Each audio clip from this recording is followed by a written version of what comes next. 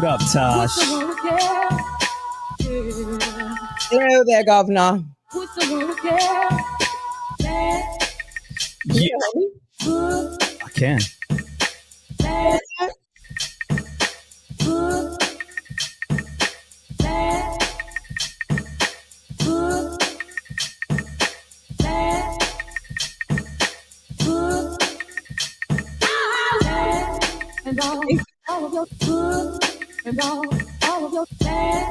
I think I know what you're talking about with the camera.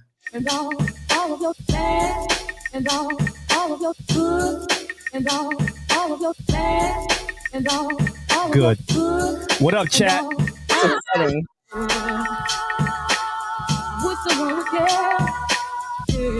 Tash is live on Instagram. Chad is live on Instagram. We live on Facebook. Are we? No. I meant YouTube. I don't know why I keep saying Facebook. Yeah. Thinking about my past. Yeah. Wondering how I made it. What up, y'all? Yeah. Shout out to the room. I see you, Sheila. Bryson, what up? Big Said, what up? Risha, what up? Aruba, what up? Tell a friend to tell a friend. We're back. Hit that button. Hey. Yeah, Tash got that hat. She wearing that thing tonight, ain't she? Yeah, she wearing that thing, ain't she?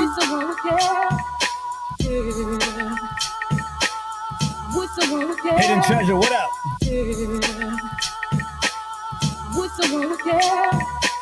Melinda, what up? Mrs. Preston, I see you.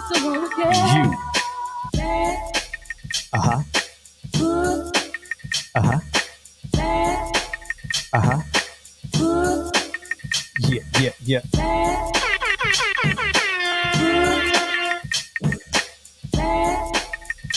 Let's let that room fill up just a little bit.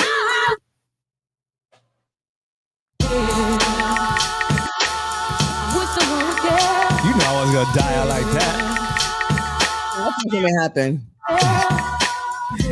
Pierre Martin, what's up? I see you on Instagram. Shout out to y'all on IG. You should Everybody on Instagram. I know. Make your way over. We look better, feel better, smell better. Yeah. I wish I could reply to that, Pierre Martin, the way I want to. What? What you mean? No. She wrote Happy Thanksgiving and Don't. you know. No, I mean nothing against anyone. I'm just saying. What up? I see you, family. Yeah.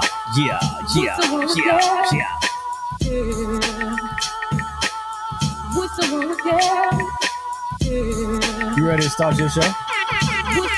Oh, I'm looking at what you saw earlier. Wondering how I made it. It's a setting in the camera. Oh, okay. Something that you can fix or something you can't. Yeah, but it can't happen live because the camera's all the way over there, and do you know what I'm saying? Like I can't. But yeah, I see it. Throw them horns for me. Shout out to the room, everybody. Word. What up, y'all? 2025 is coming to an end, Tash. I know. It happened fast. For a second, it felt like it was dragging, and then all of a sudden, it just started speeding up out of nowhere. Like I think after August, we're done. Like once you know what I'm saying? Like when the kids go back to school, and I feel like August, you start going to the stores, and they have like Halloween stuff out, and you're like, okay, yeah, well, we're here. That's a fact. Yeah. Well, shout huh? Hello? No, I said that's a big fact. Shout out to the room, everybody. Shout out to everybody everywhere. Shout out to everybody over here on YouTube. Shout out to everybody over here on Instagram and everything like that. And yep, they're doing that thing again. Who's they? And people over there. Chad, we're are we in all black together again? Okay, so we're on the same page again. And you know what? I have more purple going on in the back, and You do. you don't really have any color going on in the back, Tash. Well, I technically I do have color going on, but because so so I have a new setup here, everybody, and so we're testing it out. And whatever setting that this camera is on, because I didn't realize what was happening, I'm compensating by putting a whole bunch of light. Do you know what I'm saying? And so it's drowning out the color, unfortunately, so you can't see it. Oh, yeah. Can I just put? I have to put something on the screen for you to see right quick. I just want you to see. What? Where am I looking? You want to acknowledge the No,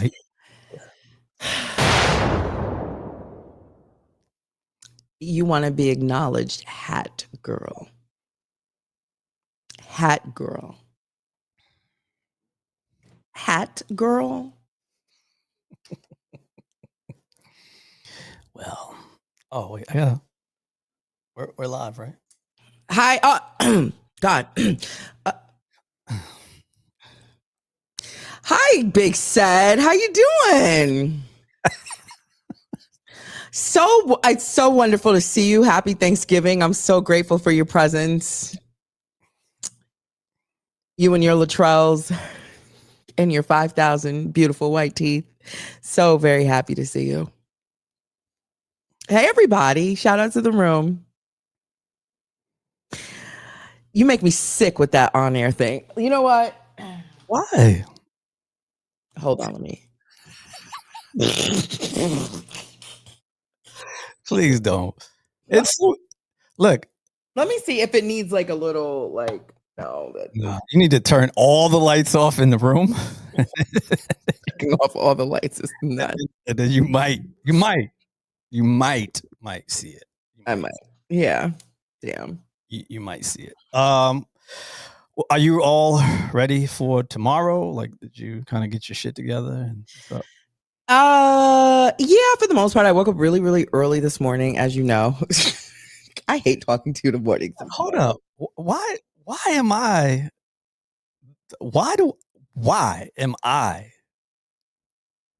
the first person you call in the morning? I don't know. Hold on a second. Give me a second. AJ, can you do me a favor? Can you turn that light this way? I look one color. It's a setting in the camera that's just not good. So this one. Yeah, just turn it this way. What's up? Does this help a little bit? Yeah, just leave it like that. I don't know what happened this morning, but hello? God, I'm listening to you. I'm looking for it.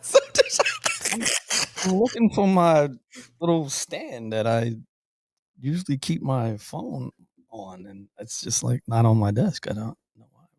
Oh, so I don't know what happened this morning, but when I got up and I went and, took care of first morning stuff. And I started thinking about you. I was like, I wonder if Chad's okay. What is he doing? Where is he at?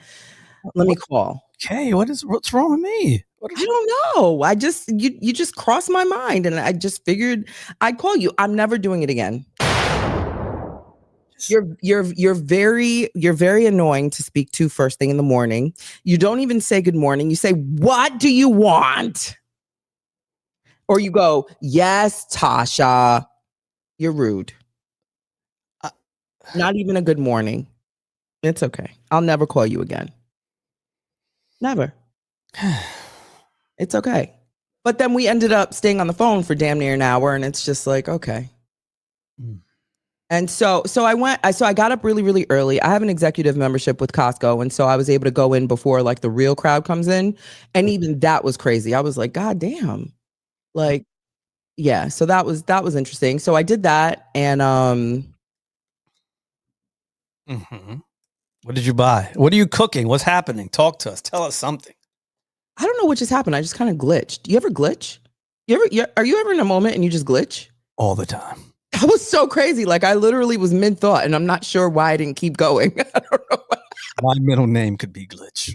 Yo, I was literally in my thought process, and I'm not sure why the conversation didn't keep on going. So anyway, I am not hosting Thanksgiving. I'm too broke for that. Nobody's coming over. We don't have family here, like relatives and things like that. But shout out to the people that love us and invite us places to their houses and stuff like that. So we're going to my good friend Big Delvo. He was on the show. Mm-hmm. So we're going to his house to be with him and his family, and we've been doing that for the last 4 years or something like that. 4 years. So that's pretty cool. And I'm sure we'll probably get some phone calls like, hey, what are you guys doing? Stop by. And so but didn't you purchase food, or are you taking that over? No. So I like to cook Thanksgiving in my house. You know what? The holidays, it's interesting. Even though I've been not a whole family for the last 10 years, it's just been me and the kids. I'm still very conditioned to cook big for the holidays. Like I still cook big as if there's still an extra person. You know what I'm saying? And so one thing that I enjoy growing up, what I enjoyed was the smells, the holiday feel that my parents had in the house. So holiday time was always fun and warm and loving. And so when I created my family, I did that. So when I was not a whole family and it was just me and the kids, I made sure to keep that going for my kids, and for me, because I love the holidays. So for us, I'll say. And so even when we're spending the holidays at someone else's house, I make sure to still have holiday at home. So I bought a really, really, really small turkey. I bought the ingredients for the mac and cheese. I'm making cornbread, stuffing, what else?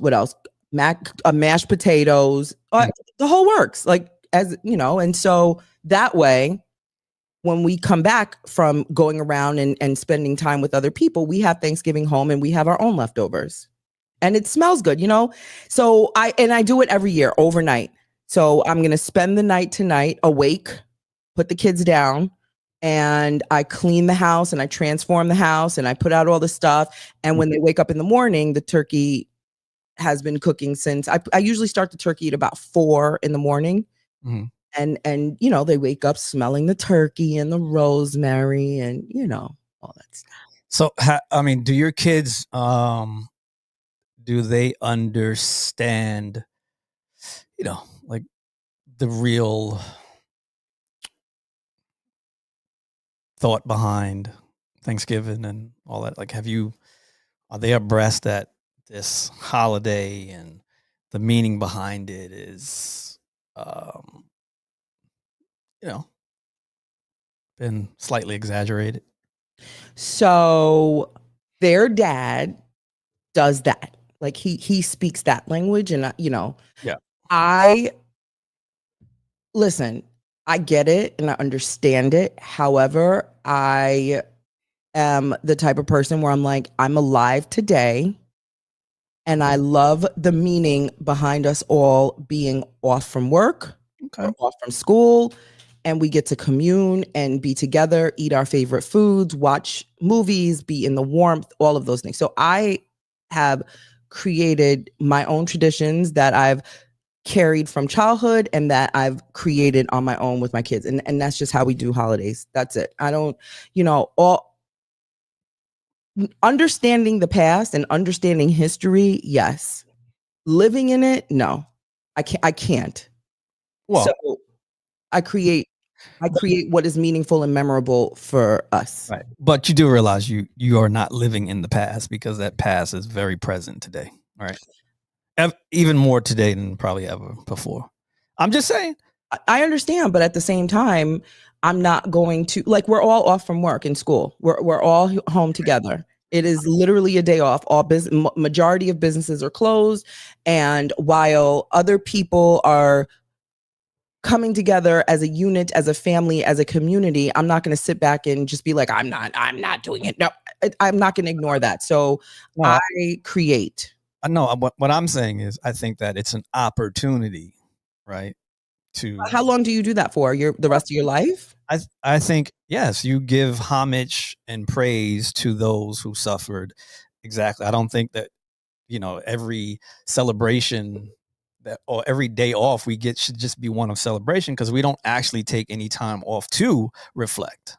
No, but so my point is that how often do you do that? No, So I'm saying, once you understand it, so it's one of those things where I feel like as a society, in order for us to move forward, is you learn and you move forward, right? And so my kids understand it, but every year do I have to keep reminding them, hey, you want to know what they did in 1872? Like, you know what I'm saying? Like, it's like, God damn, Mom, like, well, then I mean, 9/11 every year there's going to be a memorial service for the individuals and souls that lost their life. So why would we not once or twice a year for the rest of our lives and for the lives of those that come after us, should we not continue to, celebrate those who, went through what they went through? so with all due respect, I was alive for 9/11. I witnessed those planes crashing. I was in school. I was frantic. I was scared that my mother was never going to come home. I was very much traumatized. That is literally part of my living history, right?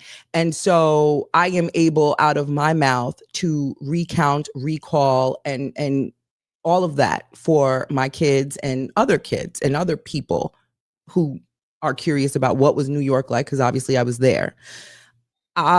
So when it comes to 9/11, and because it is televised, the memorial every single year, and because it is something of current present time that is probably, what is it, one of the most catastrophic events of our time. Yeah. That is something we have to live through. But in 1,000 years from now, Mhm. in 1,000 years from now, when I am ashes to ashes, dust to dust, I can't say that they will memorialize it the way they're doing it today. 9/11 could look like Thanksgiving, right? Who, I don't know. Back when the massacre was happening and all the things that was going on between Valentine's Day and Thanksgiving and all the other, Hallmark holidays that people like to call it, I'm pretty sure in that time period, they couldn't fathom people communing and smiling and being at peace when they were going through havoc. And so I can't recount and account for what was happening X amount of centuries ago or hundreds of years ago or things like that. So again, understanding what took place, because I'm pretty sure that there are only certain holidays and things that are highlighted. What about all the other things that don't get as much acknowledgement, right? There's probably people underneath our feet that are like, damn, it is August 1st. Do they know what happened to me on August? You know what I'm saying? So I'm like, I'm all about learning, but I'm all about how do we also move forward and understand, like, to, just like, what is it? What's that thing that the Mexicans, they do it for Halloween? It's Oh, you mean Day of the Dead, but I don't know how to say it in Spanish. yeah. Mm-hmm. So while they might not celebrate Halloween, I don't really, there's people who actually celebrate Halloween, right? They have a tradition and a culture that they use that time frame to celebrate the dead. And so it's, I don't know. Maybe I make no sense to everybody. Hey Vince, how you doing? Hey boo. Where's Vincent? Vince is over across the street. Vince, put a one in the chat if you agree with me. Hi. Oh, stud muffin. But do I make sense to you? No, but we're gonna. But you have the right to feel the way you feel. So I'm not going to sit here and convince you why it's important. Yeah. What are you doing tomorrow? I mean, I don't celebrate. What are you doing tomorrow? I don't celebrate. What are you doing tomorrow? I'm not doing What it are you doing tomorrow. I'm not doing anything tomorrow. Are you going to be around people who are going to be providing food, warmth, and comfort? Listen, if we could take that moment and commune with one another and, have that time with each other. Yes, I'm not saying we should be sitting around going, these damn pilgrims did. No, I'm not saying that. I'm saying that we should acknowledge, right? And if there is a child, it might be a new child that doesn't know. He needs to understand and hear what this is and why we're here gathering, and not what he may have heard elsewhere. That's all I'm saying. I'm not saying you shouldn't take listen, the federal government has given you this holiday based on something else. What you do with it is completely up to you. That's what I'm saying. And I'm just saying that we have an obligation. We have an obligation to make sure that we pay our respects to those, and we don't just take it on ourselves to just, Christopher Columbus and he did this, or Pilgrims did this. And well, they got rid of the Christopher Columbus Day. I get it, but there's still many people that celebrate it here still, right? I don't know any, to be honest. Italians are like fighting for this still to this day. They're like, oh God, Christopher Columbus, he discovered this place. So they need to bring it, absolutely. Yeah. That accent was diabolical, by the way. I know. Oh, it is. Well, I have an important question. Go for it. I have an important question. Go for it. Every year I get into a long-standing battle, and it's always right around this time, about desserts. And pumpkin pie versus sweet potato pie seems to be like a problem. So I want to ask you, the audience watching us right now, put a 1 in the chat for pumpkin pie and put a 2 in the chat for sweet potato pie. We did this already. And we're doing it again. Okay. Because Renee said we're not eating pumpkin pie. I went to the market, and next to each other, there was a pumpkin pie. Oh, shit. Here's a pumpkin pie. And right next to each other, right next to it was a sweet potato pie. Now, I honestly, growing up, I ate pumpkin pie. That is what we ate. And it wasn't until I started working a corporate job that this lovely Southern lady named Shirley, who worked in our office, she said, "Oh, what do you mean you never had no sweet potato pie, Natasha? Don't say you never had no sweet potato pie, girl."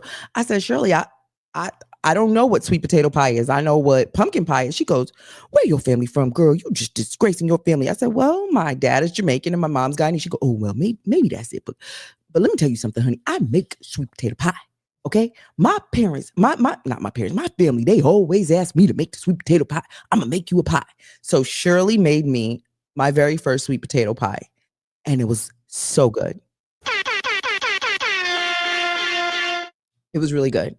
But because it's not like within me to just go to the store and buy sweet potato pie, in that time frame, it was like the last sweet potato pie I had until I met my kid's father. And they eat sweet potato pie, but they also eat bean pie. So I told him the story one day, and he's cracking up, right? And so he goes, "Well, let me blow your mind. Have you ever had bean pie?" I'm like, "What? What is bean pie?" By the way, another amazing American treat. Maybe not American, but another great treat. Yeah. So he's from Harlem, and he is Muslim, and he told me the history behind bean pies, and he brought me to Harlem, and I had my very first bean pie, and it was so good. Oh, okay. It is from the African American Muslim community, though. I didn't know that. Probably, yeah. That seems accurate. And so while we were together, I would eat bean pie and sweet potato pie. Pumpkin pie is always my first choice. So later on the show, I'm going to eat them both live. I think they taste the same. The same? It's very similar. Ooh. I don't know about that. Similar. I'm a pumpkin pie girl, though. I mean, so am I. I love pumpkin pie. I will pick Oh, any day. I will eat. Wouldn't you eat pumpkin pie like in March if you go to the market and you like have a sweet tooth? If I was still on that, yeah, 100%, absolutely. But the thing is that you cannot find sweet potato pie all year round. No, I know it's seasonal. Yeah, that's stupid. I mean, it's pumpkins. So pumpkins are seasonal. Aren't sweet potatoes sweet seasonal? I mean, wait. Before you answer that question, I got three sweet potatoes because I'm gonna make sweet potato. Whatever that dish is, sweet. You know, you cut whatever they do with the marshmallows and stuff. mm-hmm. I got 3 of them. It cost me $7. 3 for $7. 3. Oh wait, no, I'm thinking pies. You're talking about actual. No, the actual potato because I'm gonna make the sweet potato. Do they call that inflation? Is that inflation? Oh, candied yams. See, I wasn't raised like I don't know. Like I had to be with an American to really like learn all this stuff. I don't naturally know it. Candied yam. Is it candied yams or candy yams? I think it's candid. I don't know. I don't know either. I feel like I'm losing my black card right now.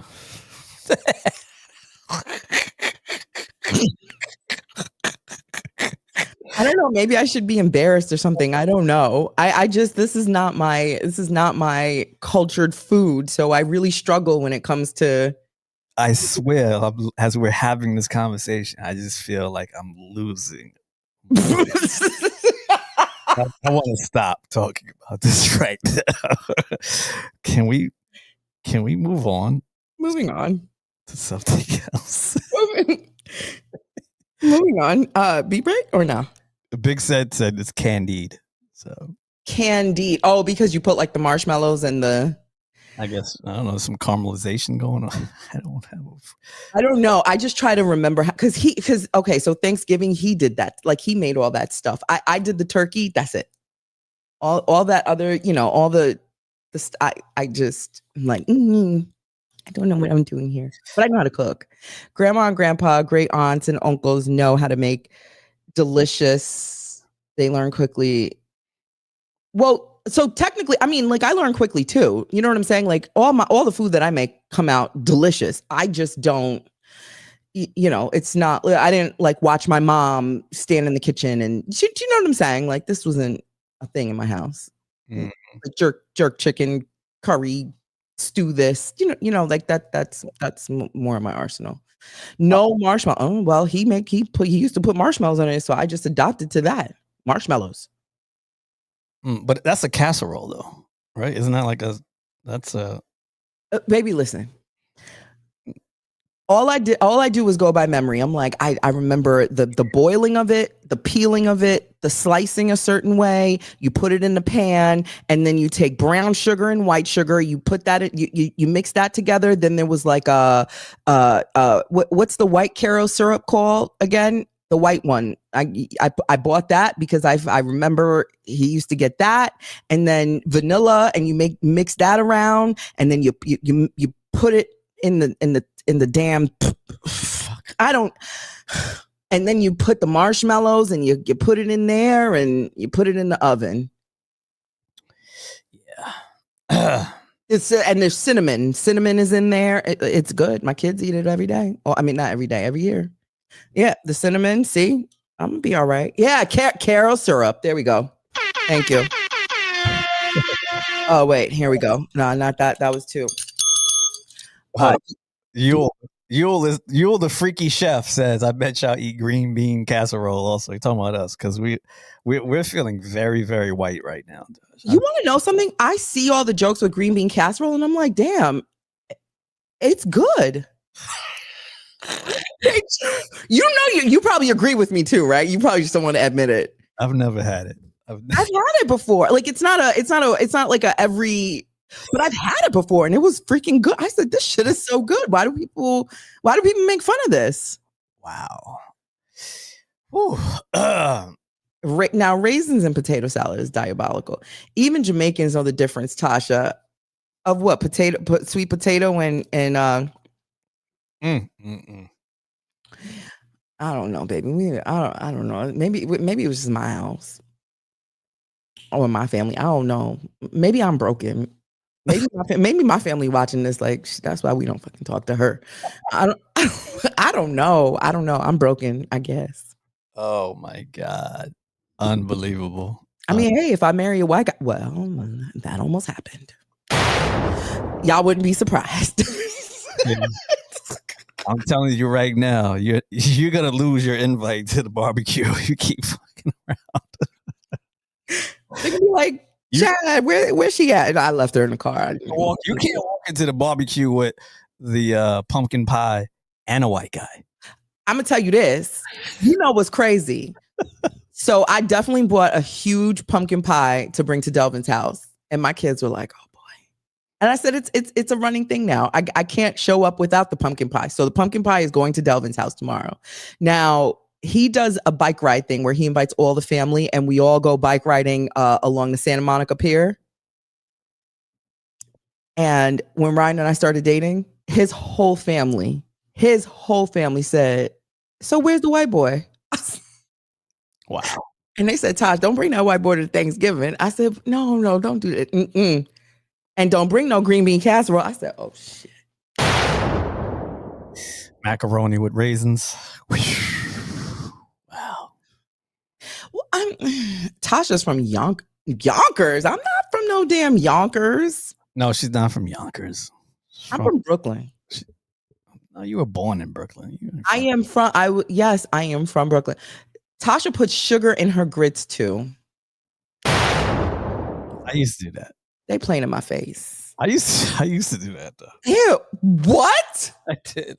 Sugar and grits sounds disgusting. I used to do that. Next, you'll tell us you put honey in your brown stew chicken. Oh, wow. First of all, everybody knows that you brown it with brown sugar.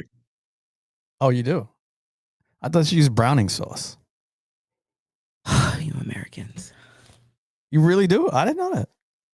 Teach us something. Jamaican? Yeah, you could brown it. You could do that, and you could use a little bit for coloring, but the sugar. Okay. It's brown sugar. You put the sugar in the chat. Just okay. You burn the sugar in the pot. But you have to know what you're doing or else it'll just taste disgusting. I don't claim to be a cook. I don't even eat that kind of stuff anymore. So if you put sugar in your grits, log off immediately. What part of Brooklyn you from, Tash? So my mother was raising me in Prospect Park West. My grandparents, when they came to this country, they went to Flatbush, where all the West Indians go. And my dad lived in the 30s. So I was kind of all over the place. But my mom and I lived over in Prospect Park West. Park Slope. That's where the white people live. Yeah.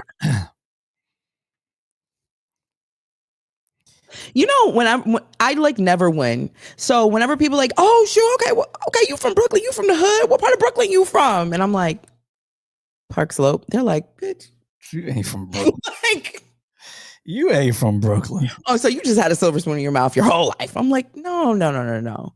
And they're like, no, tell us, like, okay, so what, you left Park Slope and went to New Rochelle? Oh, okay, we went from better to best. Like you didn't come from the hood. You didn't come from the struggle. Like, no, I remember the days waiting at the bus stop with my mom and it was cold outside. Tasha's house looked like the Prince of Bel-Air house. You stupid. I'm just saying. Yeah. They do. I mean, you know, it's all right. Let's hit this beat break.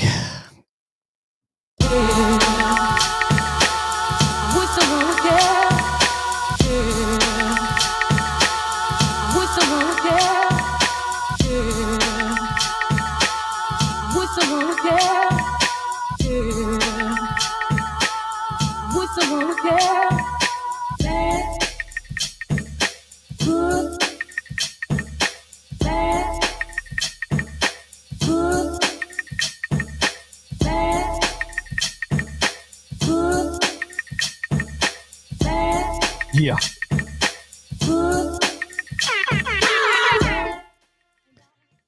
I said terrible. No sugar and grits. So Chad. Talk to me. No, never mind. What? I know what? Nothing. No. Just forget I even said anything. I ain't even call your name. I'm not even here right now. Why? Because I'm not. You scared? No. You scared? No. You scared? I'm not. I'm gonna take it there because you scared and I'm ready now. No, because this is no, Chad. I can't. I cannot play with you. Listen, you turned it into this. I didn't turn it into this. You had jokes. You was going in like every. All right, you want to play? We gonna play. That's what you want to do. You want to do it? We gonna do it. I'm just saying. I don't know what to tell you. You asked for this. You got you having polls who won the first round, and all your people had you winning. I didn't put a poll up because I know the poll would have went completely different on my page. How you gonna put a poll up on your page about our battle without us doing it at the same time? Why are you covering your eyes? You scared about what I'm capable of? Is that what it is? I'm no longer here. I'm not here. You scared? 3 a.m. when I be hitting your phone up.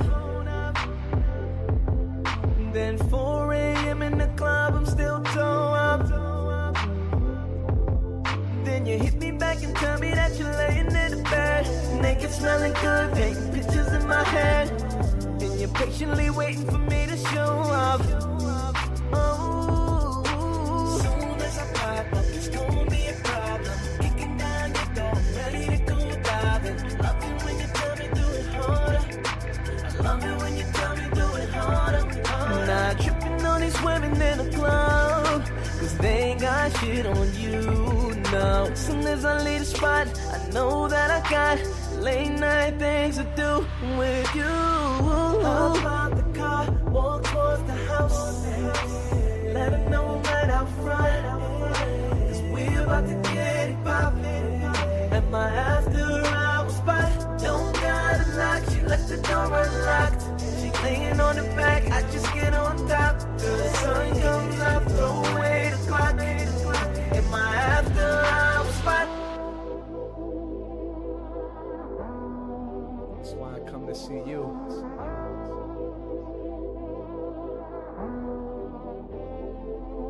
Can't talk no shit, too busy biting them bed sheets. How I put it down, she never forget me. Just do it like that. Hold up, I'm about to go. Slow up. Anytime you need me, babe, I'm on my way, cause I know I'm on my way. On the road to riches, know I'm on that wave ride. Late text, leave the late sex on the late night. 3 in the morning, girl, I'm all into that daylight. Buying like a great wine, seeing what your taste like. Yeah, turn that bedroom into freak nick. On that freak shit, I rock your boat, leave you seasick. Yeah, and that be every time I see you, girl. That pussy 1 in a million, so you're something like a lead, girl. Yeah, how you open with this motion, swimming in you like an ocean. Michael Phelps backstroking, girl.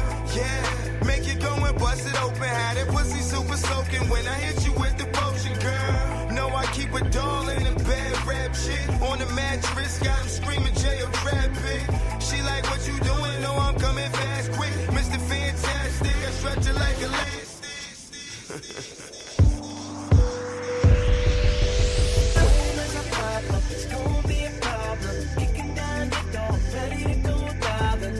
We have a show? Are we doing a show? Not tripping on these women in the club, cause they ain't got shit on you. As soon as I leave the spot, I know that I got late night things to do with you. Hop out the car, walk towards the house. When I hop out, let them know right out front. Standing outside the door, we about to get it pop, baby. Don't gotta knock, she left the door unlocked. She laying on the back, I just get on top. Get on top and let that ass rock.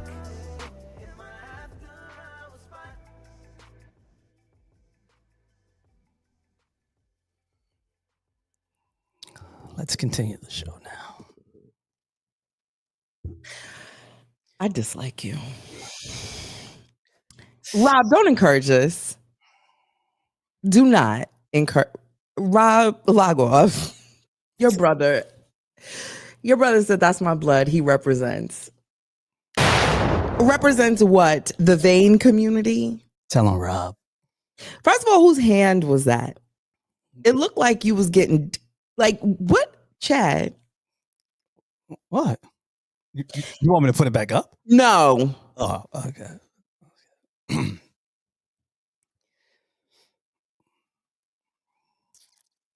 You started this shit. No, it's cool. It's cool. Because Sunday show is gonna be a problem. You keep playing with me. It's cool. It's cool. It's cool. It's cool. Now I gotta, it's all right. It's all right. It's okay. Now that you've blown your wad. Oh, if you think that was my wad, we could go a few rounds, okay? Oh, Chad won. Now Chad won. It took Chad to put a picture of him in the shower to win. Okay, cool. I'm just saying. It's cool. It's cool. I got you. Who took that photo, first of all? I'm just saying. And whose hand was that? I'm just saying. Send a picture to me. Let me see something. Not. No, let me see.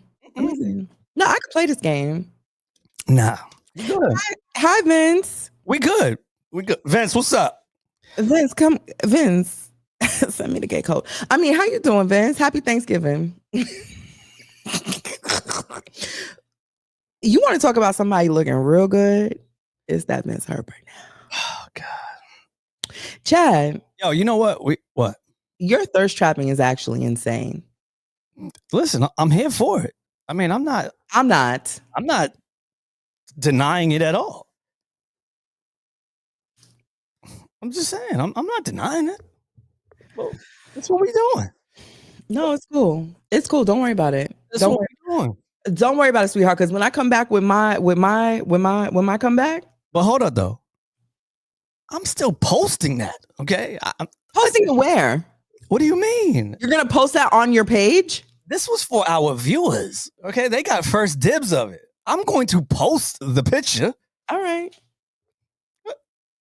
Okay. That's what the battle is all about, Tash. Is this a midlife crisis happening in real time? I don't think it's that at all. Because this is about what happens right around this time, a midlife crisis. You know, y'all start, you know, what is it? You start growing your beard. You start, you know, next thing you know, you're gonna pull up in a Corvette. No. Okay. Maybe. That's possible. How do you know it? Sports car is possible. And you put it back up on the screen. I did not. Oh. But you're looking at what are you looking at? What are you looking at? You did something over there because it was over there when I went over there. It was probably delayed, Josh. Oh, okay. Thank you. Vince said he's proud of us. Thank you so much, Vince. I appreciate that. We definitely have come a long way. And, you know, it feels good to be back. I'm going to be honest. It feels good to be back with this guy. I have a really great time busting his chops. And I love this. I really do. So I appreciate that. I'm proud of you. I just hope that at some point you reel it all in and you actually show up. Because you know, I need you here with me on this thing. We got to do this thing together. But moving right along. What you mean, like in person? No, you know, like you're spread right now. Yo, that's like you saying that sounds ridiculous. No, I'm spread right now. I am spread right now. Like, what spread, my guy? Spread where? What do you mean? I'm sure some. Because I go to a day job. Listen, retire me. You're so busy running around with Vince and Christopher Williams and fucking Jermaine Dupri and why don't you say, hey guys, while you're over here developing these people, I got to be over here developing Taj. I got to get her in front of, X, Y, and Z so she could be on this commercial. And, she's a voiceover artist. So we got to get her voice marketing properly. We got to market our show. We got to do that. Okay. She's a curvy woman. So we got to catch her while she's hot because she's losing weight. Excuse me. Shout out to me.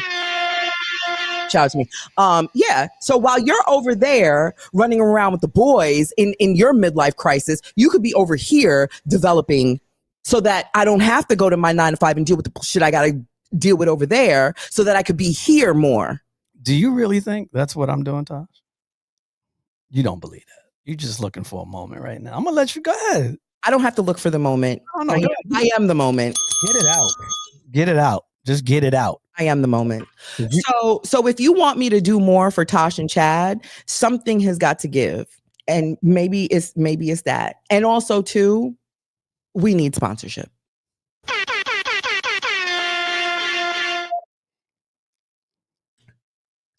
Thank you, Vince. Can I talk to Vince? Oh, let's talk to Vince. Tell Vince to call in. Tell Vince to be a special guest. Vince is a very busy man. Okay. Like you. Let me not play my guy. I'm sure he's really busy. Unlike you.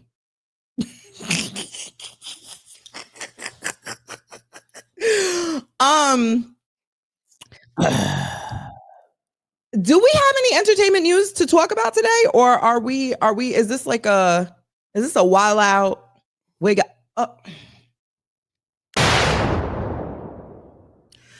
damn, there was no transition or nothing. Shit. No. You couldn't even give me a transition. Shit. No. You asked a question. I gave you an answer. That's what you did. You said, is there any entertainment news?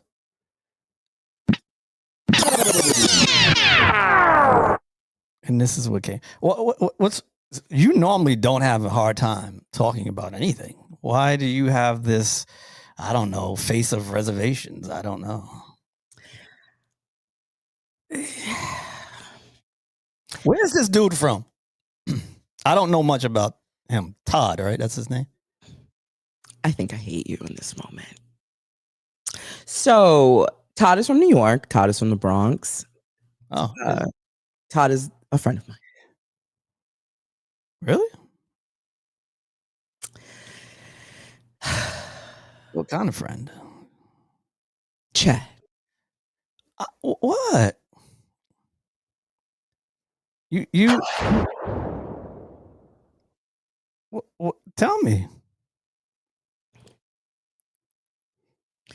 Oh, that thing is happening where my name tag is like over my face. It's weird.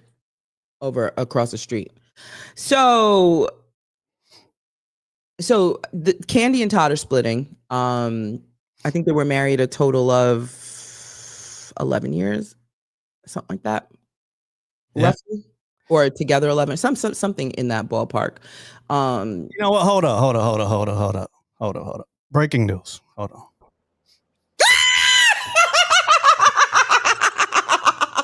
Wait, why do I sound like the thing? Which just now? What the? What up, Herbert? What's going on? I lost my voice today.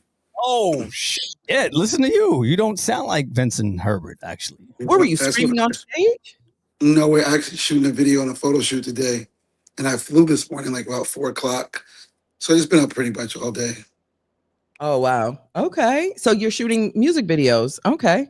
Yeah, we shot a video. We shot a photo shoot. Wow. As in you are all up in the videos, all up in the cameras, No, that's not me, T. Now you know better than that. No, I know. I'm only messing with you. Deserve to be all up in the cameras. I appreciate that. Wait, I just wanted to show you guys some love. I'm so proud that you guys are back together and you're working hard. And every time me and Chad talk during the week, he is so excited about this. So I'm just loving to see that energy, and whatever I can do to support, that's what I want to do. I appreciate that. I really do. Well, be careful of what you're saying right now, because Tash, you're taking on a very different I don't know, attitude right now. Just days ago, you were like, just a whole different person. And now, my friend pops up on the screen and you're like really shy and reserved. And I don't know who this person is. This is not the one that was popping a lot of shit on a few shows ago. Vince, listen, it's a pleasure. It's a pleasure meeting you and talking to you. And I love watching just how much love you are receiving with your transformation. How do you feel? I feel great, but actually I've lost all this weight a while ago now. So it's just, it's just my normal life now. I walk like 5 to 10 miles every day. I'm just happy to be healthy. I got a son to take care of and support. I want to make sure that I'm a great example for him. And that's the most important thing. Health is definitely wealth. You should have been training with me for the marathon. I just ran the New York City Marathon the other day. Oh, congratulations. That's Thank one of my you. goals. I want to definitely do that too. Well, we could do it together next year. That's the plan. Let's do it. Absolutely. I could have sworn it was just not too long ago. You said you would never do it again, Tash. And now all of a sudden, you're ready to walk, or run, or run, walk. I will run walk right next to Vincent, and I will cross that finish line with him for sure. It's an experience that I think, anyone thinking about doing it should absolutely do it. It's exhilarating. Since training and completing the marathon, I really feel like a completely different person. It's a mindset thing, because that level of dedication. And so if it's something you want to do, I definitely would love to hold your hand through it. I mean, Absolutely. Whatever we got to do to get through it. It's like being on a plane. They don't tell you that you're supposed to walk every hour. Yeah, they don't tell us how to take care of health. There's a fast food restaurant, there's a McDonald's, there's a liquor store, but there's not a bunch of Whole Foods in the community. But everything that's bad for you is there. Even your education about how to take care of yourself. It's not there. Yeah. Vince, what was probably the defining moment for you that, woke you up and was like, yo, I got to do this differently? What was that? Well, I was in the hospital for 40 days. Remember that? Yeah. I had 7 major blood clots. what? Yeah. Yeah. And I couldn't fly and I was in New York. I just actually spent 30 days doing rehab, and then I was able to fly back. But flying on private planes is just not for everybody. It's not enough oxygen in those planes. But when I got out the hospital and we knew we were going to like have a baby, I was like, okay, I got to take care of myself. I had no idea how big I got because I would just eat like once a day and just go to work. And it wasn't like I was like gluttonly eating. It was just that my body was storing the food because it didn't know when I would feed it again. You got to eat like 5 and 6 times a day, actually, in order for your metabolism to move the way it's supposed to move. And everybody's metabolism moves differently. So just knowing that there's a better life. Like I went from wearing a 5X and now this is a large T-shirt. My pants were like a 50 something and now I wear 34. So just taking care of yourself, and I just feel great. I feel really, really good. I'm really more curious about what's in our food. What am I eating? Like every time I talk to Chad, I learn something new about food. Like the other day, I learned that cows were hybrids. I knew that was like, a cauliflower, but I didn't know that was that. But then when you think about it, That what's a hybrid? A cow. a cow. The animal, like moo. Yeah. Yeah, it's Is that not. hybrid? Yeah. And when you think about it, like going around the world as much as I've been, why is it all this chicken and beef? Like, how can that be happening? It's just, it's crazy. Yeah. And you see just recently that I think one of the executives from Campbell was caught on camera saying that they're using, basically man-made meats and things of that nature in their, in their soups. This is crazy, man. It's Like anything in a can, we shouldn't be eating. I'm sorry. I agree. I mean, it's like even fructose corn syrup. It's in everything we eat, and all that does is like makes your body have these weird reactions, and you kind of get addicted to it. It's like a drug. It's like cocaine, Yeah. and it's called like. No, go ahead. I'm sorry. No, I'm just saying, and it's like the most horrible thing that you can have, but it's in everything that you go to the supermarket and look, and you'll see that this fructose corn syrup is in everything. It brings about, it makes your body have gout. It does makes you diabetes. I mean, it's just crazy. And like Yeah. I'm so, you know, cautious about my body and what's going on. I pay attention. My mom was a nurse and she was like, baby, if your pinky hurt, go to the doctor. Your body's talking to you. Yeah, absolutely. Yeah, it's almost better at times when you're not sure what to eat. Don't eat. Like we Yeah. really believe, like, yo, if I don't have that meal, I'm gonna starve or something bad is like, listen to your body sometimes. Sometimes you're not hungry and you No. don't eat. I mean, 9 out of 10 times what you're eating is not nutritionist anyway. Or something, you're not putting real nutrition in you for the most part, right? For most people. So you should definitely listen to your body. It's why the other thing is why this time of year is difficult for me specifically is because I don't eat the things that everybody else is eating. So it's it's difficult to be around family even and watch them do what they do. Yeah, I was hearing you guys talk about that earlier, but it's like every day's Thanksgiving. Why do we have to wait for a date? Like, be grateful and give thanks every day. Yeah. Well, you give. I can't, Vince, I'm gonna beat you up. You No, give, but it's what it is. So the kids are off from school. A lot of people, majority of people are off from work, and That's so beautiful. while you give thanks every day, it is also a moment where we all can commune at the same time because of But that's what America tells you. That's what society tells you. Do you know that there's a holiday every month except August in America? Yes. It's all about money and Yeah. how we're spending the money and what we're doing to push economics. It's not about what's really intended for the message.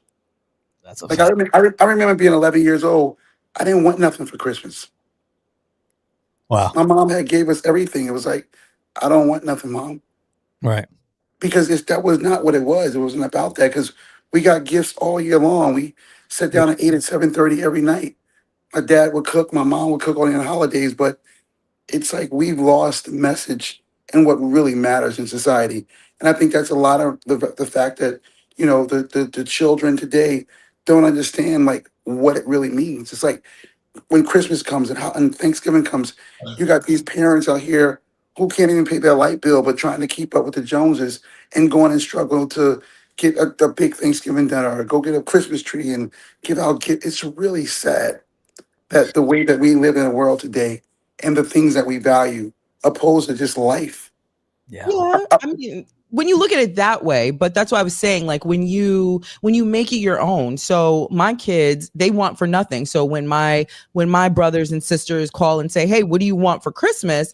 They literally say, I don't know, because I do, and I'm a single mom, and it is hard for me to get the things sometimes throughout the year because I'm busy paying for sports, which is hell of expensive. But they really, really have to put thought into it.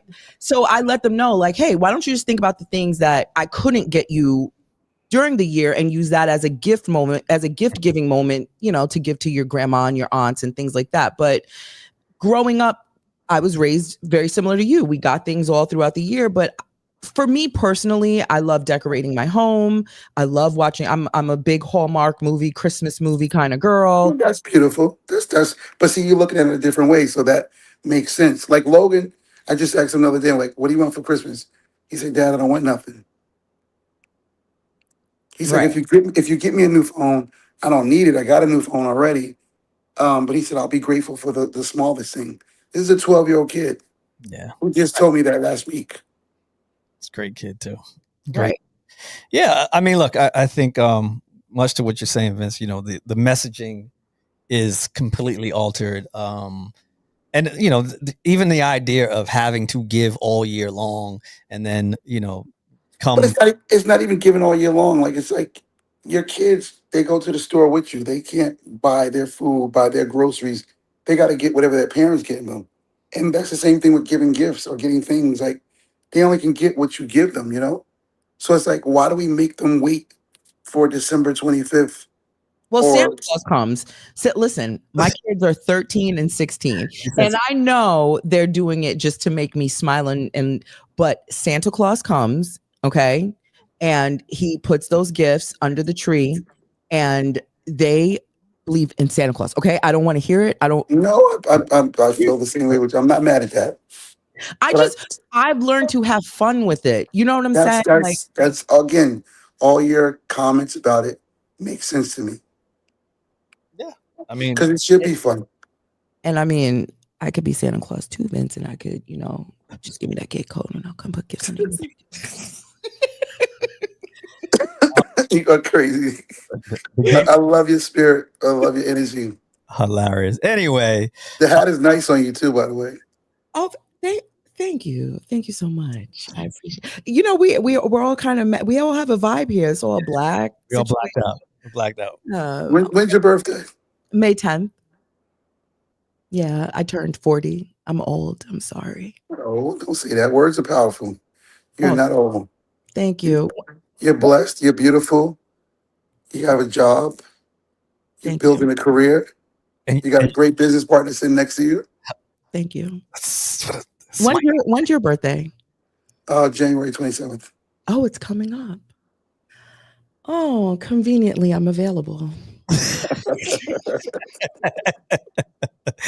Oh man, yo, let's do a little business right quick. So you're rocking with Christopher Williams, our dear friend of many years, and he is having like this resurgence right now that's amazing. He's being seen everywhere. He's got a great song called Good Enough that's cracking on the radio right now, and you're running around like you're 17 years old again, taking Chris to sessions and getting all these hit records, and you like, yo, Chad, I need to talk. Where JD? Where's Swift? And you on it. Like, what is driving you right now? I love what I do. And if it wasn't for me meeting Chris when I was 14 years old, I wouldn't even be talking to you guys. So when I was 14, Chris used to give me money to go in the studio, $1,000 here, $500 there. I had a full staff. We laugh about it when we talk about it. He's like, Vince, you were always ahead of the game because I just love what I do. And I remember my parents telling me, if you're going to do something, do it right. And this is the drive. Like, he gave it to me, so I'm giving back to him. Like, there would be no Gaga. You guys wouldn't know about a Gaga because you wouldn't know about me.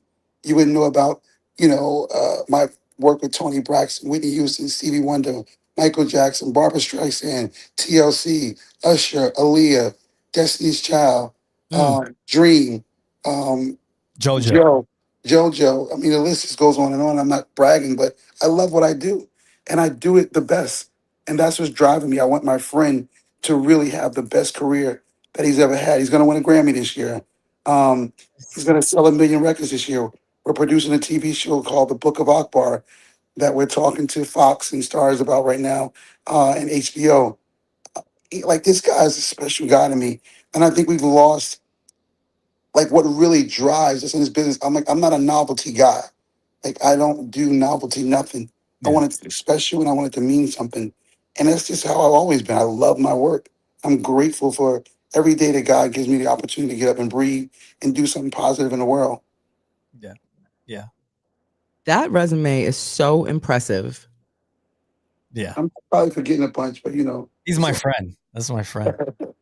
Yeah. Your friends are definitely better than mine for sure. And then I have this new girl who's 21 who I think will be just as big as Gaga. She's Italian and India. She's from New York.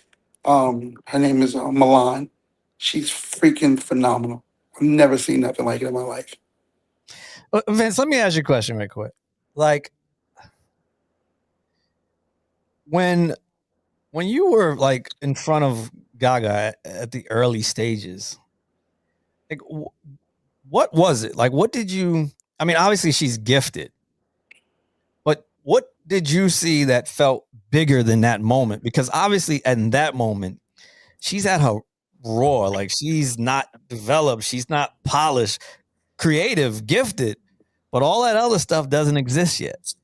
I just saw a superstar, and you can't explain the it factor. This is just my gift that I know when I see it. Yeah. She was on Def Jam. L.A. Reid dropped her, and I met her. And a friend of mine called me and said, Vince, she had this girl send me a song. I heard the song. I was like, okay, I want to fly out. I flew out business class. It was the first time she ever flew business class. And when she walked in my office, she had a pair of fishnet stockings, a bra, a pair of panties, some blazer on. And she said, I want to sell 10 million records, Vince, and I want to be the biggest pop star in the world. I said, you serious? She said, yes. We spent the whole day together. I had to go get a haircut. So I had a Bentley white GT two-door. I drove it down to 45th and Crenshaw, and I got out the car. I said, dye your hair blonde. Blonde, sell more records. By the time I got back in the car, she had 6 consultations to dye her hair blonde. And to me, that was a defining moment, because the policy for me is yes and thank you. That's how we get there. Yeah. There's no excuses to being successful but yourself. Yeah. And today we've sold 170 million albums because of that one conversation. Because you gotta listen. And still today, she's nominated again for Album of the Year. Right. That was over 13 years ago when I signed her. Wow. It's unbelievable, man. It's Unbelievable. just, we know what we know and no one can change it. I am so dedicated and passionate in my world of what I do. I'm just a quiet person about it, but I love what I do. I love seeing that it thing in somebody that nobody else can see. It's kind of like seeing a diamond in the corner, and it's the smallest thing on the floor, but only God gives you that eye to see it. Yeah.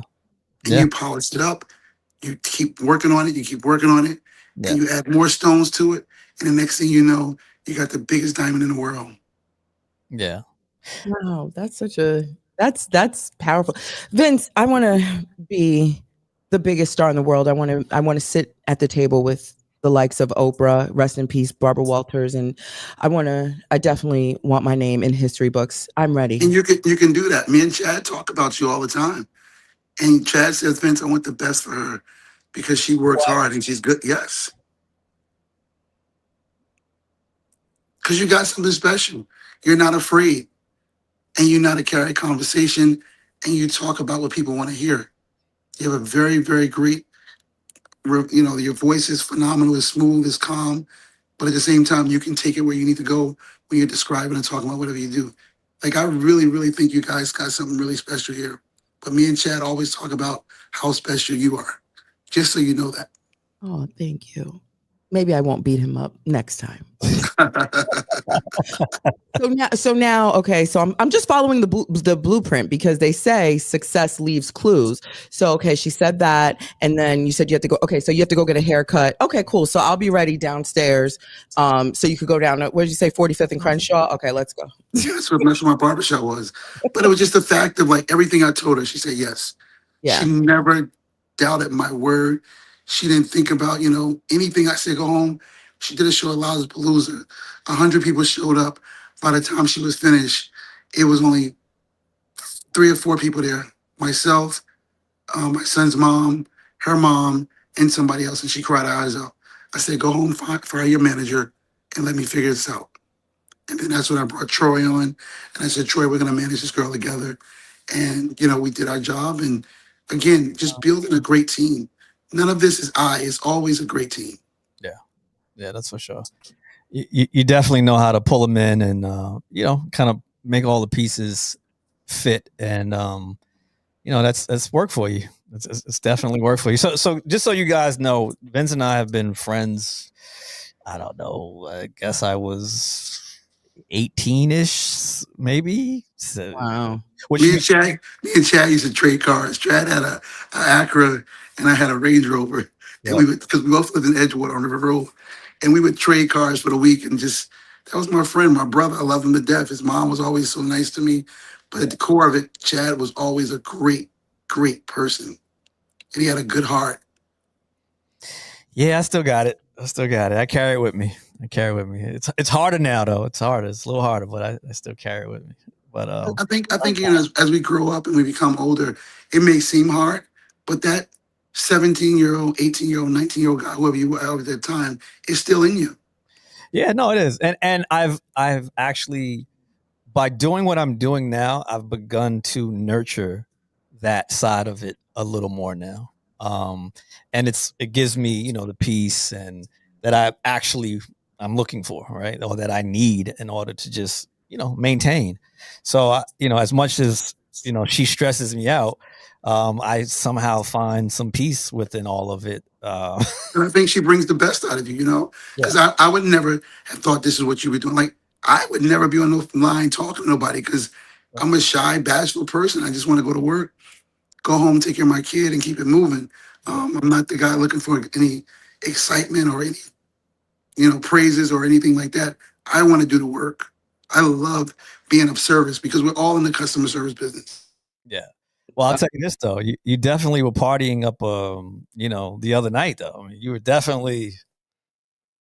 Is he frozen? And somebody's probably calling him. Oh yeah, yeah. If he's on his phone, it's yeah.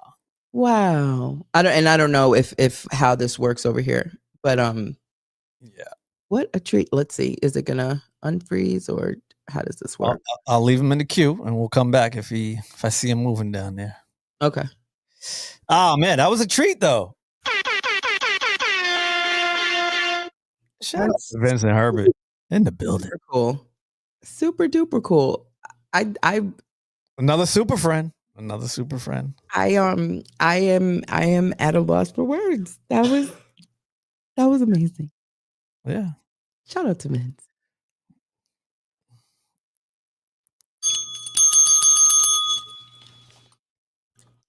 Really. You know what's crazy is that I didn't even because I don't pay attention to the things that this is you run the board here, and so I'm very focused on what I'm saying. So I had no idea he was there. Chat, seriously.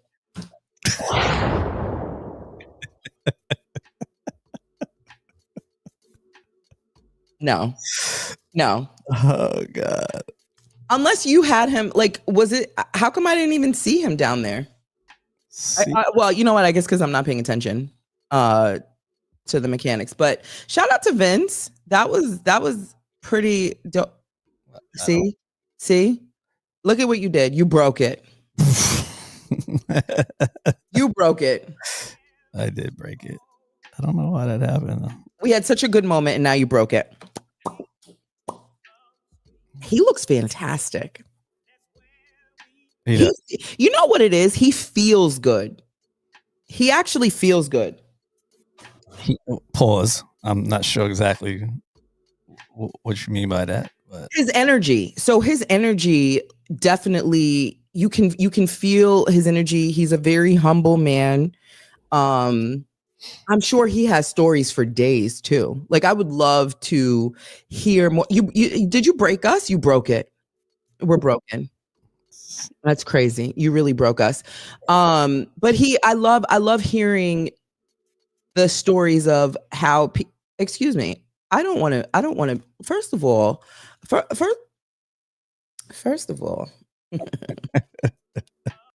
No. But you could go ahead and put that back. First of all, not me looking at myself. First of all, shout out to the room, everybody. Shout out to the room.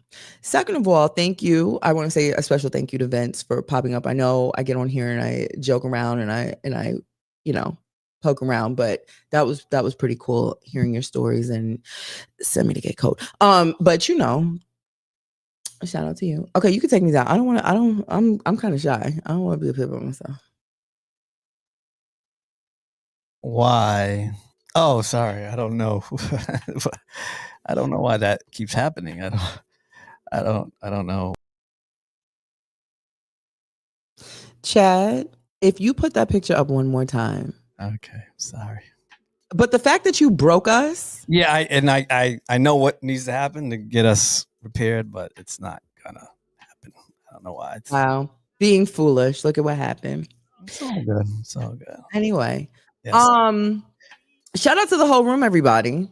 Yeah, shout out to the chat. Shout out to everybody on IG, on the I Am Natasha Simona page, and the Chad Elliott Experience page. We see you over there. Thank you, everybody, for the compliments on my hat. And I saw somebody, I don't know who it was, but somebody said, now Tash gonna sleep in that hat. Because, baby, let me tell y'all something. Confidence is a motherfucker. And I'm not going to say I don't have any because that is not quite accurate, but it is interesting to see my body change over the years after having kids, I definitely have had a hard time with my weight. I've struggled. I've definitely shot up and I have lost weight. And so trying to find that, and then I'm older now too. So it's not like I'm losing weight and I'm 22 again. You know what I'm saying? So getting back down to my normal weight to where I'm comfortable. And I still have a few pounds to go. I still have a little bit more to go, but getting back down to a place of comfort where I can look in the mirror and see myself is different. So all of my clothes are super big. I don't really, this is not my forte, styling and and I'm also transitioning my hair. I might have about 12 locks left in there. So it is definitely hair. Baby, let me tell you something. When a Black woman puts a hat on, just know she's getting her hair done. I went to work with this hat for like 2 days. And so the first day, everybody's like, oh my God. The principal, she sees me, she goes, Natasha, that's a lovely hat. I said, thank you so much, girl. And everybody, Natasha, your hat is fire. And I'm like, so when I saw a Black person, a Black woman, she's like, girl, your hat is cute. I say, you know what time it is, right? She goes, oh, you must be taking your hair down. And is. I'm just glad you did not wear the hat you had on earlier, because that hat you had on earlier, it looks like one big eyelash was over your head. You asshole.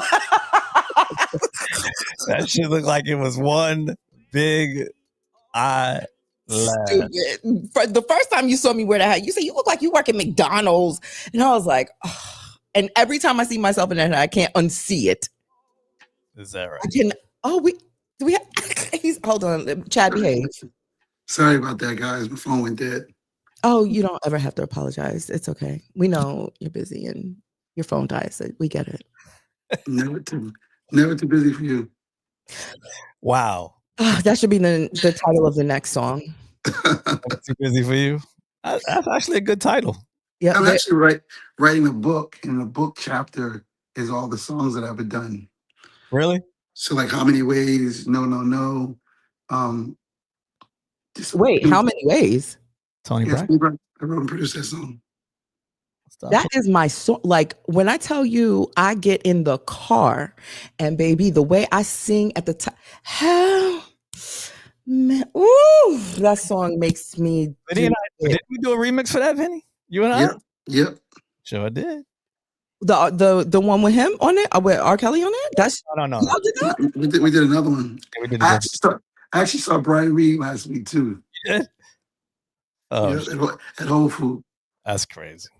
That's crazy. Really? This is I learned something new today. Now, baby, after the show, Chad, don't call me. I don't want to do a post show. I'm going in the car and I'm gonna play that track because that track gets played every day. That's a great song. That's a great song. And I did I wrote the other song, Please. Me and Makiba wrote that song, and what's the guy, the producer? Scott Storch produced it. Oh, Scott, right. Yeah. So let me ask you a question. Not just a pretty face. Who's not just a pretty face, Vince? Yeah, he's not just a pretty face. He's actually very talented. Vince is a pretty face. Vince, your lips are so luscious. The way you speak, Vince, you speak with such delicacy, with such, like it's almost like the patience within you comes out in every syllable, and it's almost like you're speaking to be understood, but it's almost like you want to receive that, so you are projecting that. And then the way you smile in between your words, like I can't imagine you upset, because it's almost like when you're upset, that's the moment where you want to be fully understood, and you're so soft. Well, I never really get upset. I mean, my dad was very soft-spoken. I just love what I do, and I'm in a place now where I'm more comfortable than ever, that I can sit on this phone and talk to you and chat on some live chat, because this has never been me. But I just realize who I am, and if I'm not helping the next generation and giving people information, then what am I really doing it for? Because I've learned from the greats, from Tommy Mottola, Clive Davis, Jimmy Iovine, Doug Morris, Tommy Mottola. Like, these are guys that I just picked up the phone and can call still to this day, and they taught me so much information. I can't go to my grave with that. Like, what is that going to do? Like, we got to help the next generation. You got to encourage people and support people. and also just give them the proper information. With all this new technology, it's like these kids are not getting the right information. Let me ask you, Vince. I mean, are you concerned about AI? Are you concerned where it is? And The fact that you're asking that, I literally was about to ask that. I know that's why. I'm really not concerned about it. The human connection will never die. You can't hug somebody with a robot and feel that extra love and that extra hug and that rub on your spinal cord and the grab from the back of your neck from a robot. You can't do that. Like that's not gonna be what we want it to be. It's never gonna be that. Like, like now Tom Pullman, who's a great friend of mine who runs iHeart, just made a rule today, like he's not playing, AI artists on iHeart. Yeah, I saw that. That was a big move. That was a very big move. Yeah, that was a big move. And I'm proud of him because that's a friend of mine that I have so much love and respect for, who could have just went the opposite way. 100%. 100%. Are you I don't want to, I'm not trying to start anything, but are you disappointed in the way that some of our peers have, kind of? Not at all. I wish them the best and I wish them all the support and love. You got to try things because it's there for us to try. It's like now we got new clippers for haircuts. It's not just scissors. So it's okay. But does it make your haircut better? Right. You still have to have a talent, right? You still got to have a human cutting your hair. Yeah. But with that said though, it isn't, I guess the difference would be that new clipper can't cut the hair for you. You still have to have the skill to utilize the tool. Unlike, it feels like AI is making the human the tool. That's what it feels like. It feels like AI is taking control of your body, your spirit, and your soul, if you let it. Correct. But I just feel like that is not what makes people feel good when no robot can write no for Destiny's Child. Yeah, they're not going to have my emotion and my feeling in it. It's funny that you said that because literally today on group chat, Jermaine and I and Daniel from Division were speaking about, it just can't, it won't ever, write, I believe I can fly and nail it that way. No, it will never write the greatest records that Jermaine has written. Yeah. It won't do what we've done. It just won't be that. Like when you hear Chris's voice on a song, it's not going to be that warm, affectionate voice that you hear from this man. Like that makes you go, damn, I love that record. It's not going to go. It's not going to make you feel like I want to get up and play that again. I want to play that again and again and again. The connection of it, the feeling and the inflection and the attitude and the vocal will never be what Beyonce has, what Gaga has, what Tamar has, what Tony has. Yeah. It's what Aaliyah had. When I work with Aaliyah, there's no robot that's going to do what Aaliyah's voice. It's just not going to happen. I guess the concern, right, if any, would be that the consumer, the newer consumer, holds its appreciation or holds their appreciation for that, right? For the art, for the luxury of what that actually is. But I'm hoping for the consumer still, they tried that with streaming, but the consumer still wants to go to the movies and watch that movie. Yeah, I would. I guess again, you still want to have the event, you want to have the experience, you want to have the journey, and that's what a song and music is. It's a journey. It's how it makes us feel. Yeah, it becomes a part of your, your moment. You can't make the inflections that Michael Jackson made on Billie Jean or Thriller with AI. It's just not going to happen. Well, I think it's almost like when auto-tune came about, it was a thing, I don't and it came and went. Well, so it came and went. It had a moment, it came and went. And I think AI is in a moment where the people who aren't as talented as the list of artists that you've mentioned, I think it gives those people an opportunity to spread their wings a little bit. They probably will make kudos, God bless them, but it will never. Do you see how we talking right now? Yeah. it ain't gonna just not gonna replace that. Yeah, you're right. I could not. There's no AI that would make me feel the passion that's coming from your voice right now. And right? I'm hoarse, And but you still fill my heart. Yeah, absolutely. Right. Absolutely. That's not gonna. Yeah, I agree. It's not. It's just not. It's not gonna make you find that man that you're looking for and fall in love with him, and he loves you and talks to you the way you want to be treated. It's just not going to connect or change the human. It's just not. Yeah, I think Tasha, you're a little easier to please, so maybe AI will work for you. I don't know. I hope that's not true, Tash. You deserve so much more than AI. Do not.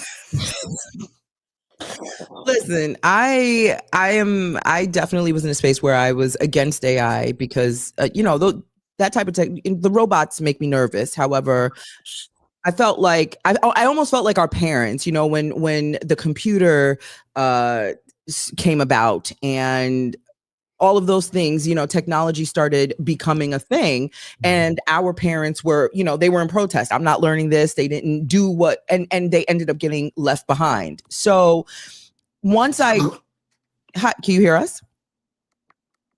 You can hear us, Vinny? Ah. I think he's sorting out his technology, but don't. I think he's. No, somebody was trying to call me when I'm talking. Oh. Yeah. So I think with AI, once I started remembering that time frame of when our parents, started experiencing the computers and the cordless phones and the cell phones, I had to learn to embrace it because everything essentially has become AI. Siri is AI. And, it's like when you stop and think about it, it's like, you know what? We've had Siri for a minute, Amazon, or Alexa and Google. So all of these things. So I've just learned to utilize it to understand it. And as a tool, but don't let it take over your life. Correct. Because that's what it's here for. We're able to talk on this phone right now this way, and we didn't have this 10 years ago because of technology. Yeah. But we're utilizing it, but we're not forgetting that this human conversation that we have can only happen when there's three people get on this phone and talk to each other. Yeah. Right. Absolutely. And I love, technology. I've embraced it like here, this has made, technology has made this possible. But I want to ask you a question, Vince. As talented as you are a master of your craft. You work, but you don't feel like you're working because you love what you do. But when you are not in this space doing the things that we as the consumers want from you, what do you do when the lights are off, when the cameras are off, when the clients are doing what they're supposed to do? What does Vince do for himself every day? What is a thing? A thing that I do, I pray a lot. I meditate a lot. And I just always just dream of the biggest dreams that I want to do in life. Like for me, like losing my parents early in life. My mom died when I was 12. My dad died when I was 16. I'm just not your average person. My mind and my thoughts are in a whole different other place. And, we're having this conversation, so I can share this with you guys. Just like maybe a month ago, I felt like I need to go to my parents' grave in New Jersey and just set myself free with that.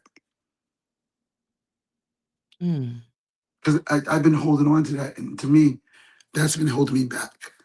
So you're never too young or too old to learn things and experience things. But I just love to love myself. I'm a hopeless romantic. I love love. I'm hoping one day to be married again. I love love. I want to have a family. I want to be able to give that to somebody and really be what I saw my mom and dad had.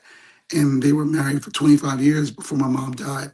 And when my mom died, my dad never remarried, never dated anyone. He just wanted to go. He would tell me and my little brother, I know this is going to be hard for you guys, but I just want to go be with your mom.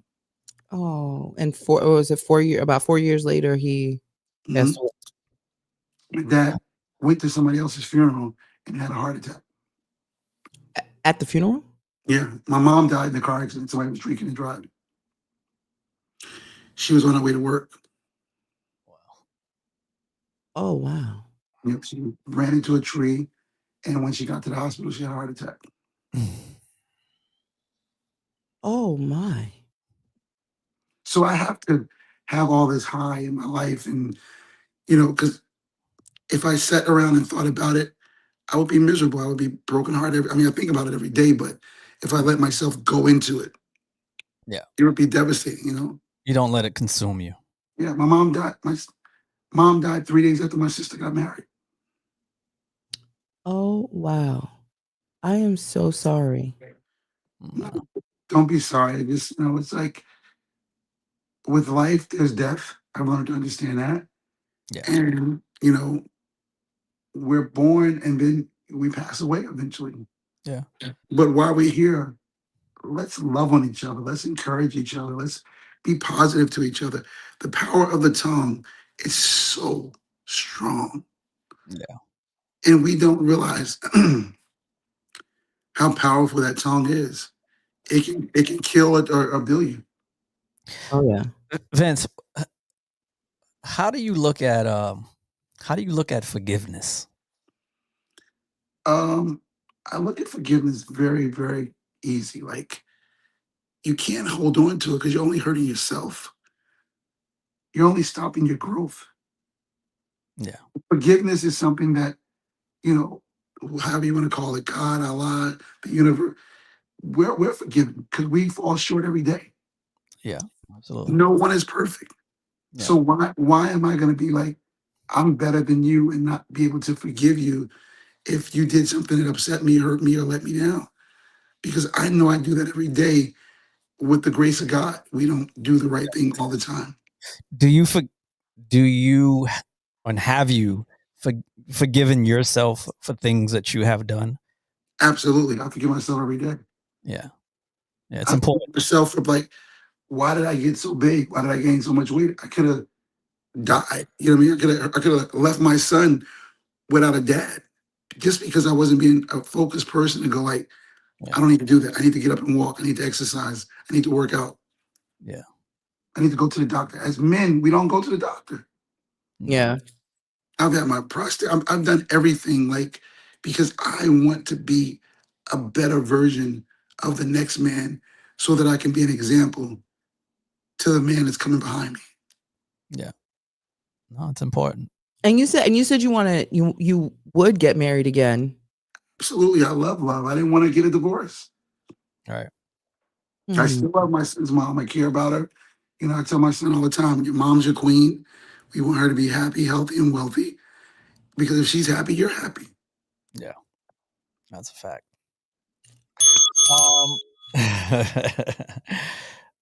How was the, and I don't know if the word is recovery. I don't know, but I would assume, obviously we're friends and I know how much you love your wife, and like, how do you, and it just doesn't have to be specific to that situation, but I'm just like, how do you move forward from that? Like, what's the process? That took me a long time. We got a divorce when Logan was 3. It took me 7 years even to like say hello to somebody again or date anybody because you never get over that person that you love first in that way. Yeah. And I'm not mad. I'm not angry. Me and my son, mom, we talk about all kind of stuff. That's one of my best friends. Right. When she's dating somebody or if there's somebody in my life, we talk about it. If Yeah. there's somebody serious, we go to dinner together. Like, it's important for my son. So I think the thing about it is you can't talk the talk if you can't do the walk. Yeah. And as humans, we're human. We're not a robot. So stuff hurts. Yeah. Did it feel like mourning, or like, were you mourning the relationship? Yeah, it's like somebody dies. Yeah, that's, yeah. You Yeah. figure you wake up with this person. We were married for 9 years and we were together for 16 years. Yeah. Oh, No, I'm right here. okay. Yeah. Screen went black though. But that is so true. And hearing you, I tell people all the time, when you're with somebody for so long and you have kids, and then it comes to a point where you separate, divorce. Like I'm in the same boat. I've been separated from their dad. Well, not separate. We've been apart. We severed ties 10 years ago, and it still hurts. And it took me 8 years before I looked at someone, and it was still weird. So Yeah, because you build so much with this person and you love. Like me and Tamar were like, that was my buddy. Like we met each other years ago before we even started dating. We spent Thanksgiving together with Tony and her family in LA. And then when I came to A&R Tony's record when she was on Blackground, me and Tamar wound up being on the same plane, going somewhere together, sitting next to each other, coming back from that same city. It was just so weird. And we just, started hanging out and spending time because you develop like a feeling for somebody that you like, you love them, but you care about them too in a certain different kind of way. Yeah. You want the best for them. Yeah. And I think that's where we are now. Like that's why we can get along so well because we want the best for each other. Yeah. that's But amazing. that feeling is it takes maturity, it takes growth, and it takes you like I never sat on a couch and talked about me and my son's mom getting a divorce. Like I've never even had this conversation with nobody. This is true. This much of it. This is a Tash and Chad exclusive. No, because that's my family. I still love my family. Yeah. So again, and I'm asking you this question as your homeboy right now. Like, how do you actually not consider,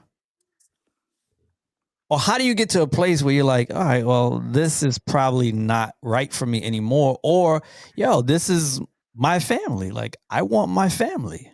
Like, how do you? You get to the point where you know what's best for you, and nobody knows that better than you. That's true. It doesn't matter that you're not with that person. It's not your family. Yeah. As we become young men and young women, we grow up. We get out of our parents' home. Yeah. We don't see them every day, but they're still your family. You still love them. Yeah. You still care about them. Yeah. There's personal friends in my life that I don't see every day. Like, Chad, me, you don't see each other every day. But if we see each other, it's like when we're like 18 years old, all over again. Yeah. Facts. Very true. Because the love that you have for people, it shouldn't go away. It's not a light switch. Exactly. If it's real love, right? If it's real love, you should not be able to just turn the switch. Any girl that I've ever dated, I'm still friends with them. When I was sick in the hospital, girls were coming to the hospital with their husbands. I don't know. You sound like a pimp. We have a lot. But Chad, didn't I tell you this the other day? I'm like, if you and I had dealings at some point and we are not friends, then you are absolutely, because I am friends with my exes. Like that is, I feel like when you are mature enough to understand, we're cool, but a romantic relationship just isn't our thing. You can end it right there. And you got to be respectful. You got to have respect for each other. Correct. I totally agree. That's not the conversation that we were having on top. We were talking about. But I told you that. And I said, if we have any discourse, it's like, I'm friends with all my exes. Well, I don't love them like I used to love them in that way. I still have love for them. Right. But that, you know what I mean? Because I still want that woman in my life that I can love and adore and like just love the hell out of them like you've never been loved before. Right. And let me ask you, because I've been an advocate lately, not lately, but I mean, my understanding of love and how I view it and appreciate it is it's not what that person does for you. It's how you feel doing it for that person. Like I've been in love to the point where it just felt so good to wake up and love that person. You're like myself, Chad. You love. Yeah. You just gotta find that person that loves like that back to you, because you're a great guy. You're not a guy out here like they want to be in the street talking to this girl and that girl. Like you really want a family. Yeah, I'm gonna give my email out. If you guys who are watching the show, if you have anybody in mind that you think would be like really good for me and I'd be really good for them, just send me or put it in my DMs and just shout them out to me. Let me know who they are. And I mean, I'm the same way. Like I love.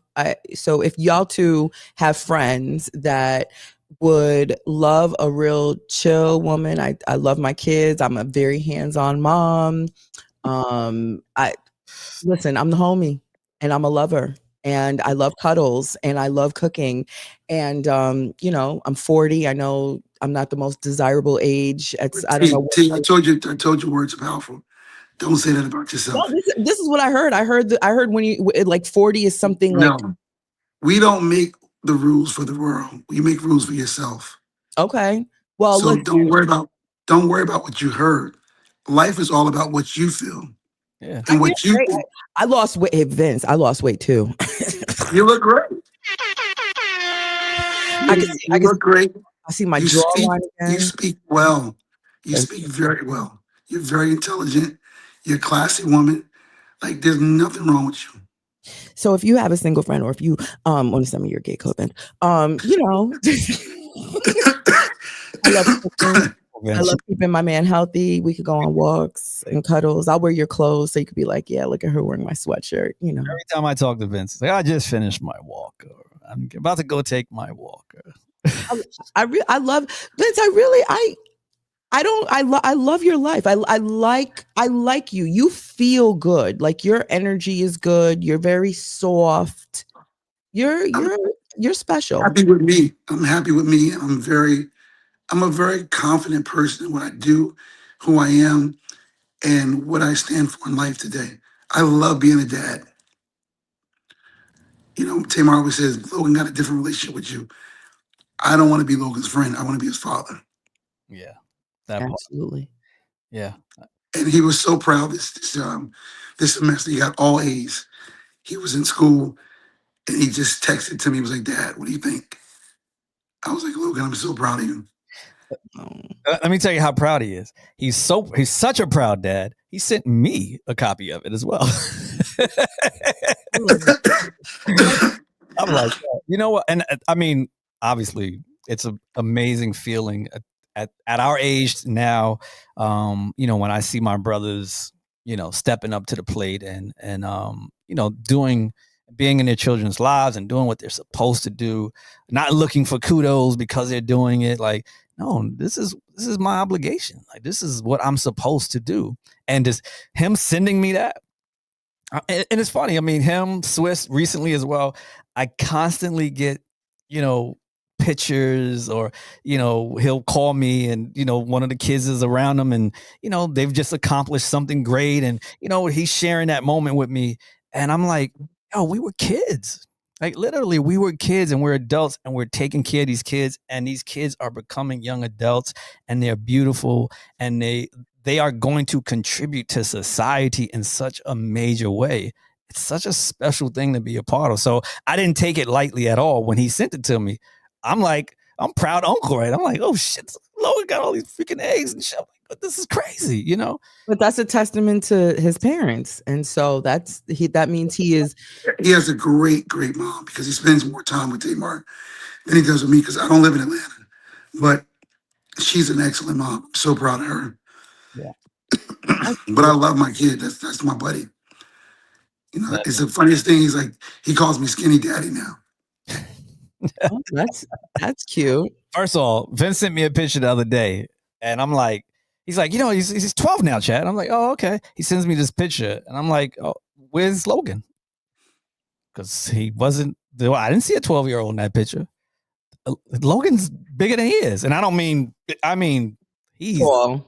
Yes. Yeah. Vince is not a short guy. For those who like the tall ones. Wait, I'm just trying to figure out. Oh, yeah, but how tall are you, Vince? I'm 6'2".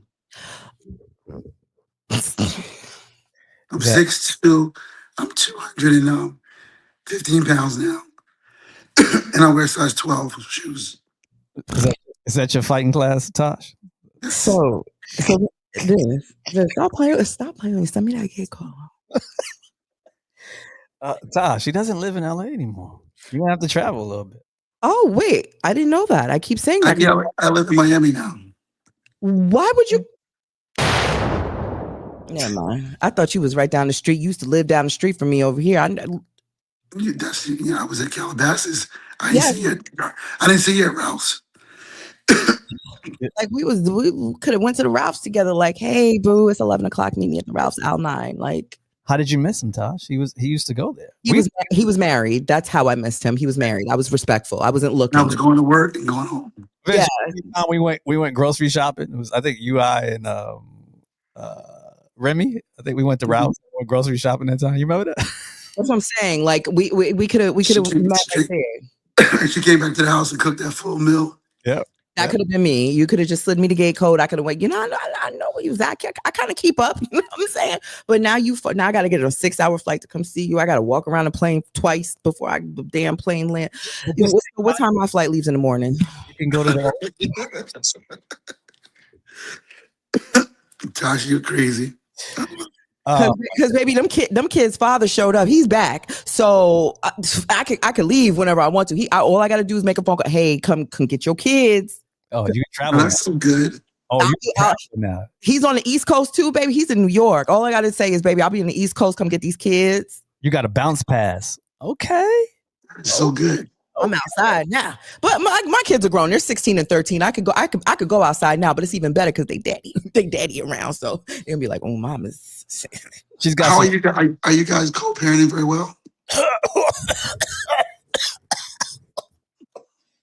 gonna give you some advice, Tash.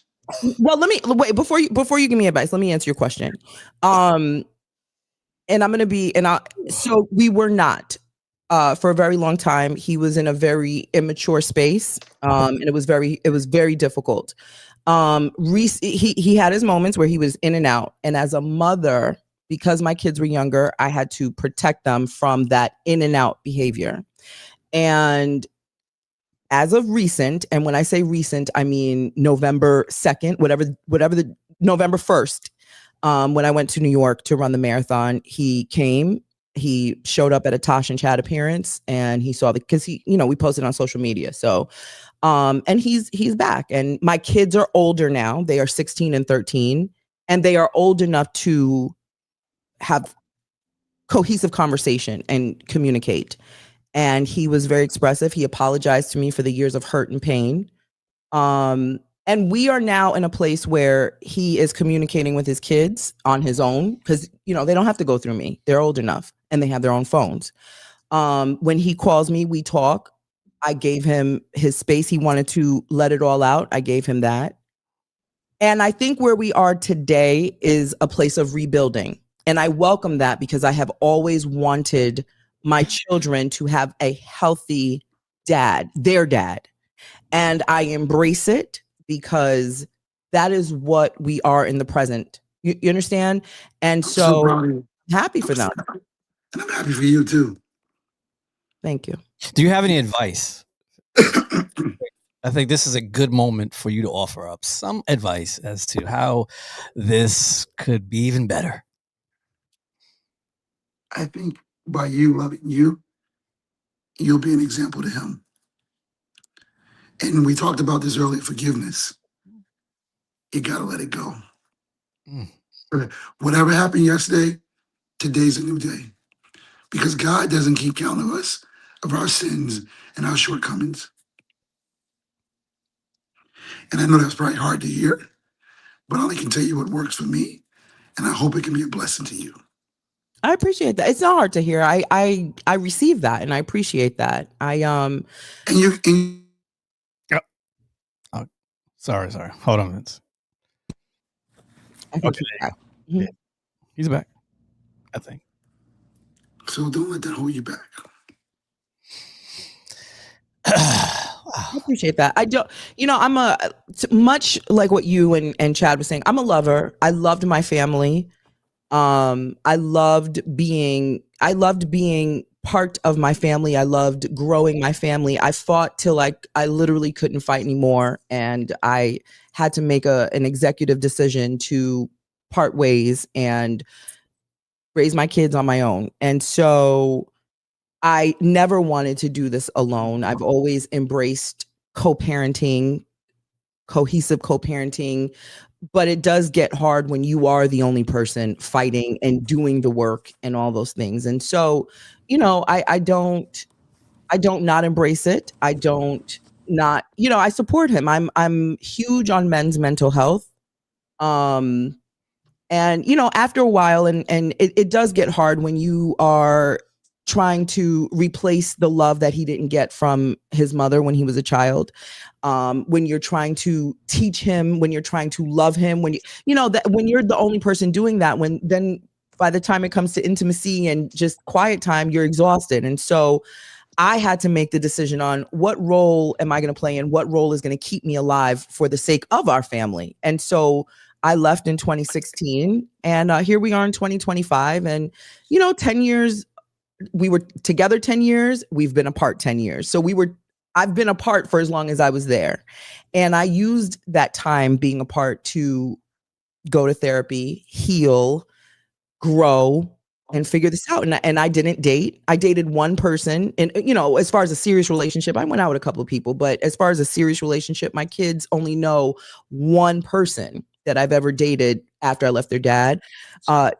Today, I don't date. I don't go on dates present day. It's just, I realized that the most important thing that I could do in my life right now is to create a path for my children, because they're only kids, but for so long. And my 16-year-old, he has one more year before he's off to college. So after they leave and they're gone. Yeah. Right. So dating is not I joke around and I flirt and I have a good time, but in real life, I don't go outside. I know I might have to do that for work purposes, but that's like I'm working. And so with him being back, I just want him to understand that this is what our kids need. He's living in a space of full regret, which, it comes with the territory. His kids when I left him, the kids were 4 and 7. They're now 13 and 16. So it's heavy. And, I embrace it. I don't know. All I can hope is that my kids can have their parents in photos again. My kids can wake up to their dad again. My kids can see mom and dad smiling. And, I don't think about, people have asked, do you think you're going to get back with him? I don't think about those things because I'm not even thinking of getting with anybody. I want to be his friend so that way we can raise these kids and that's it. Happy for you. Yeah. Thank you. Well, and the more you let that go, the lighter your life would be. I literally just said, you can still give me that cake. Hold up. I literally just said this to her. Because I've let that go. Me and Tamar, I want to see her find somebody that's going to make her happy. Yeah. Who's going to love her, love my son when he's around him. Correct. Because it's you can't be selfish and say you love somebody or you love. Yeah. Yeah. It doesn't ways. You just gotta, it's love is an emotion. Mm-hmm. It's not a feeling, it's an emotion. Mm-hmm. You are such a blessing. This really has been a wonderful surprise. This is a treat, honestly. And I'm grateful that you have entrusted us to share things that you have not publicly shared and talked about, because I think not only did I need it, but I think there's a lot of people who could receive a lot of what you're saying across the world. To me, this is a safe place, my friend, for I don't know how long, but decades. Y'all are old. And now you're my friend. Yeah, we got wisdom, Yes. Yeah. You can't live life unless you got, been through things. Yeah. No, I really look forward to giving you a great big hug, because right back at you. You said some things that I'm there so I can regulate. Okay. Listen. You're crazy. And I love both of you. I've known him longer. I'm just saying, Tash. I'll be in LA sometime in December. Oh, December starts on Monday or something. I know. I'm in Atlanta now. I have to go to New York. New York. I'm gonna go home for a day, and then I'm coming to LA. Well, let me, because I'm thinking about going to New York for Derek's Winter Wonderland. I don't know. I gotta see. I'll be in New York on the 1st through the 5th. Oh, so okay. So I won't be at Derek's Winter Wonderland. If Vince is not going to be there on the 19th, it's okay. I won't be there. Oh God. Vince, what do you smell like right now? I'm just curious. You look like you smell good. I smell great. Hey. Okay. I always smell. I believe, like, my dad always told me, take care of your hands, your feet, and smell good. And my mom used to always say, make sure you got clean underwear on. You never know what can happen. Because she was a nurse. Yeah. Oh, okay. Yeah. So I every day I do that. You look like you smell good. Like you look like whatever you put on this morning, it took on a life of its own from your own, just your body odor the day. You look like it has just developed into a good, like you look like you smell delicious. That's what usually happens. Yeah, like your head looks nice and smooth. Like I could put some like baby oil gel and just, rub it and just while you close your eyes and just you take a deep breath and you go, wow, that was cool. The chat, leave the chat. And then you look like you're just like, Where's Chad? Can you make me a cup of tea while I'm just, and I'll go, okay, is there anything else you want to talk about? And you go, you know what, this is relaxing. I just had a good conversation with Tash and Chad, and that's me. And I'll say, okay, and then I'll just take my nails and just graze it. And you go, you know what? Give me a minute. Let me call Logan and say, I can't hear you because the chat left the chat. Okay, I'm back. Listen. Chad, I can't hear. You couldn't hear anything I said? Can you hear Vince? Can you hear us now? So you left the chat, and everything I was saying to Vince, probably nobody heard all the wonderful things I was just telling Vince. That's sad because I really was. I was just playing out the moment how I could just rub the baby oil gel on his head while he closes his eyes and takes a deep breath like this. That was Vince, good. can you hear us? Oh, this is frozen. Oh, he's back. Hold on. Okay. I couldn't hear you. Hold on, let me take that down. Hold on. Okay, there you go. Oh, you didn't hear her talking. You didn't hear her talking about putting baby oil all over your head. Baby oil gel, and I just massage that into your scalp while you close your eyes, and you just take a deep breath and you just let it out. Can you can hear that though? Oh, and he can't hear. He can't hear. Oh, maybe it's not meant for him to hear what I'm saying. Wow. Yeah, maybe that's exactly what it is. Hold on, I'm gonna take him out of there, and I see him back. Hold on. Chad broke the whole thing. Wasn't me. Definitely you. No. All right, let's go back here. Okay. Wow. Huh? He's right there. I know, but I tried to bring him back. Okay, here we see now. He's back here. All right, hold on. Let's try this again. Okay, let's do this and let's. Hello, caller. Are you there? Yes. Chad did something. He did. Chad definitely did something. The room heard me. Everybody else heard me but you, the most important person. I was trying to spare you. She was talking about putting baby oil gel on your head. No, I just, giving you a nice massage, letting you exhale the day, making you a cup of tea while you close your eyes. I love tea. What kind of tea do you like? I love all kinds of tea. Like I like especially the loose ones, like the real tea where you have to put it in the diffuser. I don't have a favorite because I have like I just buy them wherever, however, you know what I'm saying? Like I like peppermint and lemon. Yeah, that's a really good go-to. Like I love the fruity ones. I love tea sampling. I love tea. Like and my kids now love tea. Crazy. And then you'll just close your eyes and I'll say, I'll be right back. I'm going to go make you some tea. And you go, you know what? Let me call Logan. It's getting late. Let me wish him a good night. And I say, okay, you do that. I'll go call Amir and AJ. And oh my God. You go, I had a really good time on Tash and Chad. Someone make it go away. And then, you just rub it in a little bit. And then I'll just take my nails and graze the top of his head. Someone stop it. And then I'll come back with the tea and we'll turn on some TV and laugh. Do you ever go to dinner in LA? I don't. I really don't. I promise you, I don't go anywhere. I don't do anything. I don't. People have asked, have you gone here? I don't. I've really been raising my kids and I've done nothing fun.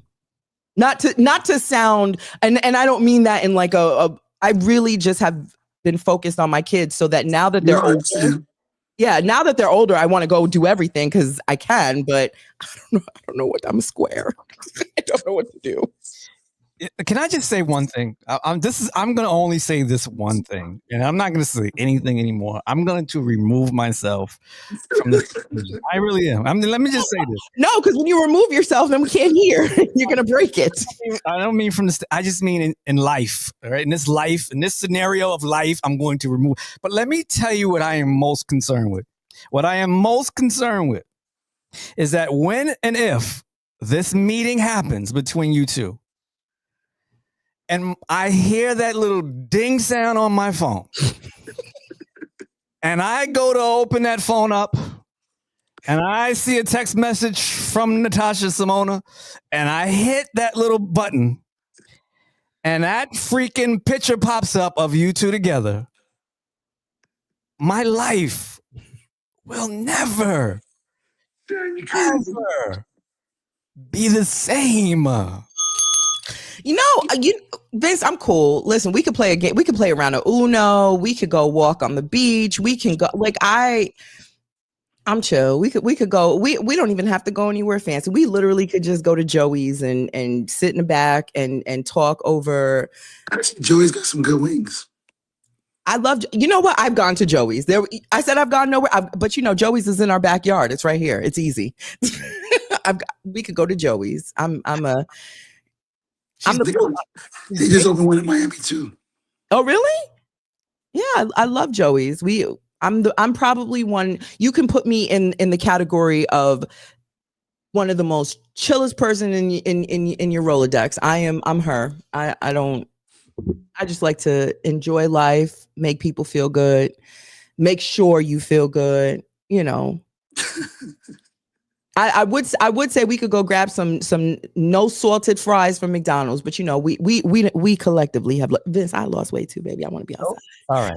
I done pulled out some things. I said, "Oh, this dress fits me." We're not going to McDonald's though.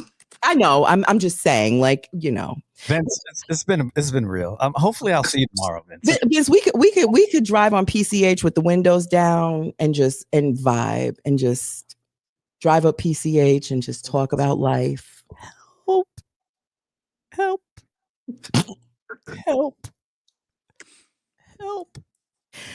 Let me tell my kid, happy Thanksgiving. Mama's getting on a flight, 10 o'clock. Call your daddy. Tell him to come. Vince, listen to me. This has been a blast, man. It has been. You didn't have to do this. I really do appreciate it, man. I love you.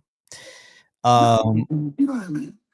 And like somebody was on the chat. I guess this girls group that I worked with. Their mom, she was listening to you guys' show. Oh, really? Her name was Lenora. She's like, Vince, I'm on Natasha and Chad's show too. She just texted me. Oh, I think I saw her over here. Shout out. What's her name? Lenora? Yeah, Lenora. Yeah, yep.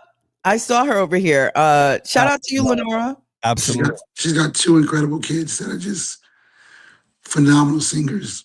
Really? Talented. So when I signed Gaga, I signed them too. They were like 10, 11, and 12. But Jimmy fell in love with them. He wanted to make their album. He spent $8 million making their album. He gave me $250,000 to make Gaga's album. Wow. Holy crap. Really? So would we know her kids? No, they're still pursuing music. They're still working now, but they're talented, nice kids. Nice young ladies now. With that same day, I signed 2 acts, and they were one of them. Well, let her know. We're down to interview and have them on the show, and that goes to all your artists and all projects that you're working on. You definitely come back over here, and we will definitely love to. I'm gonna definitely make that happen. I was just, when you guys went off, I was just saying I got to figure out how to be more involved in what you guys are doing, because I want to see Chad happy, number one, and if you're a part of his life, that goes for you too. Thank you. But I love this guy. He's a really, really good human being. I really appreciate that. And I'm a good human being. Yeah, but he's willing to help us. I'm still gonna beat you up, but yeah, Tash, Vince, I really appreciate that. Retire me from my job, please. Thank you. Oh my God. What is- I appreciate that support. I do. And you don't have to. Like, Chad is your friend. You literally could, and so I thank you, and I really do mean that. No, but I see what you guys are trying to build together. It's kind of like I saw something tonight, and I'll leave it at this. T-Pain was on, what's that guy name? The guy that got sued for $50 million. Ooh. The football player. Oh, you mean for being involved in the crypto thing? Is that what you're talking about? No, he was involved with some girl. And yeah. Yeah, sure. Okay. So T-Pain was on his show and he was talking about how in this business everybody be like, yo, that's my brother, that's my brother. Yeah. That's my man, that's my man. But you never show up. You never show up. Right. And it was crazy. He was talking about Khaled. And Khaled's a nice guy to me, but I don't know him like that. You know what I mean? But right. We have to really start being accountable for our friendships. Yeah. Yeah. You got to nurture these relationships, man. You have to. You can't just, like, we're doing this TV show. Chad's like, Vince, you should have Blasey Blah do this. I'm listening to my friend. I'm like, okay, we can make that happen. Let's do it. Right. But that's what's important. Like, really, really having a bond with people that you believe in and not getting so to the point where, you're untouchable, unreachable. Because when you look at, somebody came and told me this one day, they were like, Vince, when you look at what you've done with one artist, you've sold more records than Puffy, Jay-Z, this one, that one, Russell, Andre, with one girl. Yeah. That's crazy. And I don't even look at it like that, but they were right. Right. Like, and I don't, like, I'm getting into this phase where I'm like, okay, now it's time for me to tell my story. Because if you don't, somebody will tell it when you're dead and gone. That's and they'll make it what they want to make it. That part. But I did the work. I discovered the girl. Yeah. Yeah. And believed in her when no one believed in her. Yeah. You know what's crazy though is that the greats really are that way though, right? Because you are absolutely have been, behind the scenes of so many amazing stories, right? You could call them careers, but they truly are stories, right? These are the lives, the stories of the lives of these individuals that you have come into their lives and touched and changed them forever. Like, I discovered Joe in a barbershop. Yeah. You see, like, wow.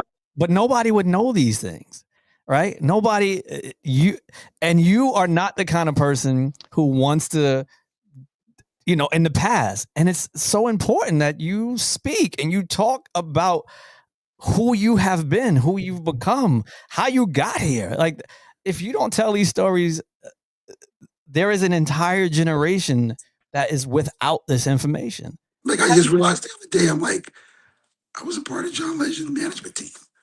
Like, just crazy stuff. Well, have you been approached to do like a behind the music or some type of? Well, I'm working on it. I'm working on a documentary now that I'm probably going to do with Netflix or somebody like that. But I did it for Japan, and my friends there were like, Vince, you got to do this Gaga special, whatever. So I did it, and I'm finally comfortable now in my own skin to walk in my light. Because I've never been that person. Troy, Jack can tell you, I've been behind the scenes. Yeah. Like, it was funny. I was coming out of Beverly Hills Hotel one day, and Kelly Rowland was walking out. I was walking in, and she was with a girlfriend, and she said, oh my God, is that you, Vince? I was like, yeah. She's like, she told her girlfriend, if I don't know this guy, you don't know who Destiny's Child is. You don't know who Beyonce is. And I walked in, and I was with another guy, and he was like, Vince, what does she mean? What do you do? Like, because I don't walk around with a t-shirt on my back. Yeah. But I love what I do. Going back to what Christopher Williams, what I'm doing now, it's like, I'm so excited about this project. Oh. Yeah. And it's dope. And Chris, the crazy thing is that Chris feels like he wants it. Oh my God, he's killing it. Today, I'm telling you, we shot video. We did a photo shoot with like 6 different looks. Mm, The man never complained. Yeah. that's beautiful. That's beautiful. And the fact that and what you told us about how he helped you in your younger years, and now you're turning around, and the whole, like, I really, I love your life. I do. I love my life too. I've fell in love with myself for the first time. Mm, That's pretty dope. And I'm wow. very happy with the love that myself has given to me over all these years and the grace. Because myself has always loved me. I just didn't love myself as much. And now I'm playing catch up. And I'm just so grateful that I'm still here breathing, living, and able to talk to you guys and feel comfortable and ready to share my life and my story. And that's how I feel about love too. I'm ready to really love that person that God has for me with every ounce of my body. Like, love that person the way my parents love each other. That's why I don't know about this new generation of, like, you know, like, and I don't mean no harm, but I want a woman to be a woman. It's the softest place on earth. I Yeah. don't want you to be like, don't try to be me. I don't want to be you. Like, be you. Yeah. Let's not be in competition. No, Let's leave the egos at the door. Everything that you've been through before this moment, doesn't matter. leave it over there. Yeah. Leave it over there. Because you'll never experience the love that I have inside of me to give to you. Yeah. I have to go pack a bag. I'll be right back. Yo, Vince, man, look, we love you. Thank you. And obviously, you're more than welcome to come back anytime you want, and say hello. And, I'm gonna make it a point to make sure I do this every week, like a weekly. oh, now see, that would be crazy. I got so much. I got so much to say. Don't make any And promises you can't keep, it, because I'm sensitive. I don't make promises, sweetheart. I just do what I say I'm gonna do. That's what a real man does. Hold on, wait 1 second. Damn, hold on. He deserves a beat break for that.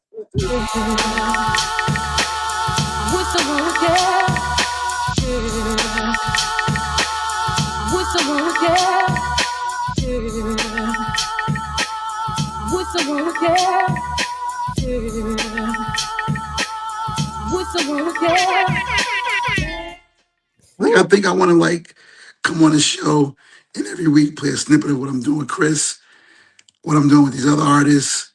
That would be fun, like a pop in, like, give us an It's update. like a checkup. I love that. Yeah, listen, I'll be your doctor. I mean, regular. You what? nothing. What? What did you say?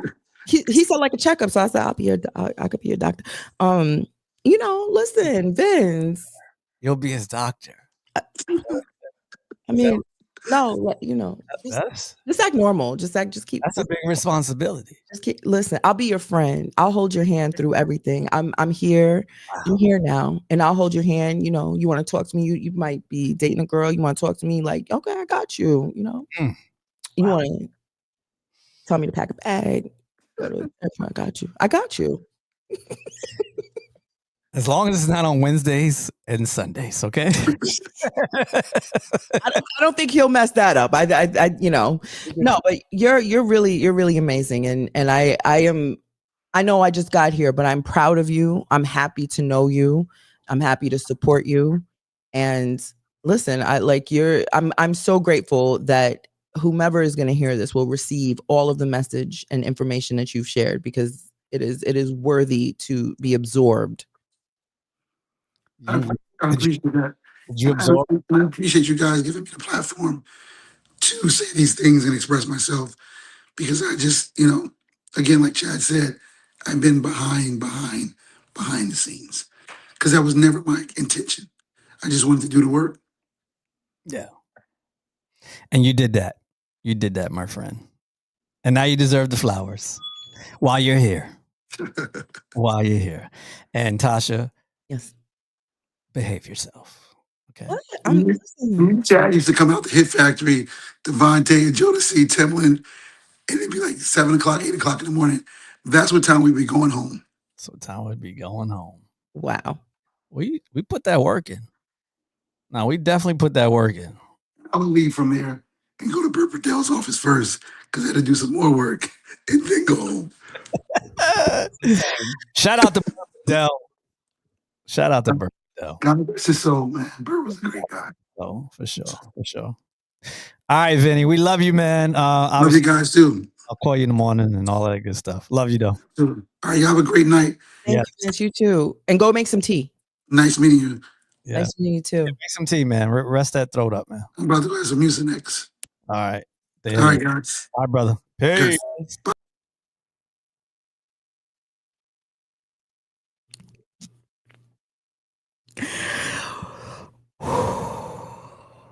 I literally have been sitting here and I'm like, he's so kind. And he's like, I could listen to him talk all night. All night. He's so soft spoken. He has so much wisdom. Like everything he said had wisdom to it. You know what I'm saying? Like you wanted to hear more. I have so many more questions. I'm like, we'd be here all night. You know what I'm saying? Like I want to know more. I want to you know what'd be nice? You want to sit on the couch with him? No, and I'm serious, and I'm being serious. Like I would love to sit on the couch. I would love to do a day in the life of Vince. With a throw over the feet. Maybe one of his old sweatshirt because I forget what size he said he was, but I know one of his other sweatshirts, like from prior Vince, that would just swallow me up, and I would just like sit on the couch with a cup of tea, with some socks on, and just listen to him talk and talk and talk, and I'd just be like this. Jesus Christ. Because it's just so much insight, and he's a great storyteller. He has a lot that he has lived through and seen, and he said he's still dreaming, like he's still fulfilling all of his dreams, and that's a beautiful thing. I think, you know, after a certain point of your career, and when you get to a certain point in, you know, just your age, like I think people stop dreaming and they stop chasing those dreams because they live, you know what I'm saying? Like they feel like, okay, well, I'm here. I'm at my max. And you know, that was beautiful to hear that he's still doing. People need to hear that. Yeah, I mean, listen, he's not an old dude. I mean, by no means. He's younger than I am. Right. But I mean, we still got some shit left in us. Yeah. We're not done. Shout out to the room, everybody. We're not Shout done. out to the room. Hey, Tash, look at this. Yes! I want one. You better listen. You better trademark all of this. Don't play with me. I need a Tosh and Chad shirt. Hey, Chad, look at this. Ain't nothing to look at. Ain't nothing to look at. That's a whole lot of breasts. Breasts. A whole lot of breasts. There's a whole lot of breasts. This is. All right, listen. Let me just say this right quick. It's like no matter how much weight I lose, I'm so sick of you in this damn photo. No matter how much weight I lose, my breasts don't go away. I am tired of this photo. I'm sick of it. I'm sick of you. I'm sick of this photo. I don't know whose hands are in there. I don't know if it's your hands. Don't do it. Don't do me. And you know it's me.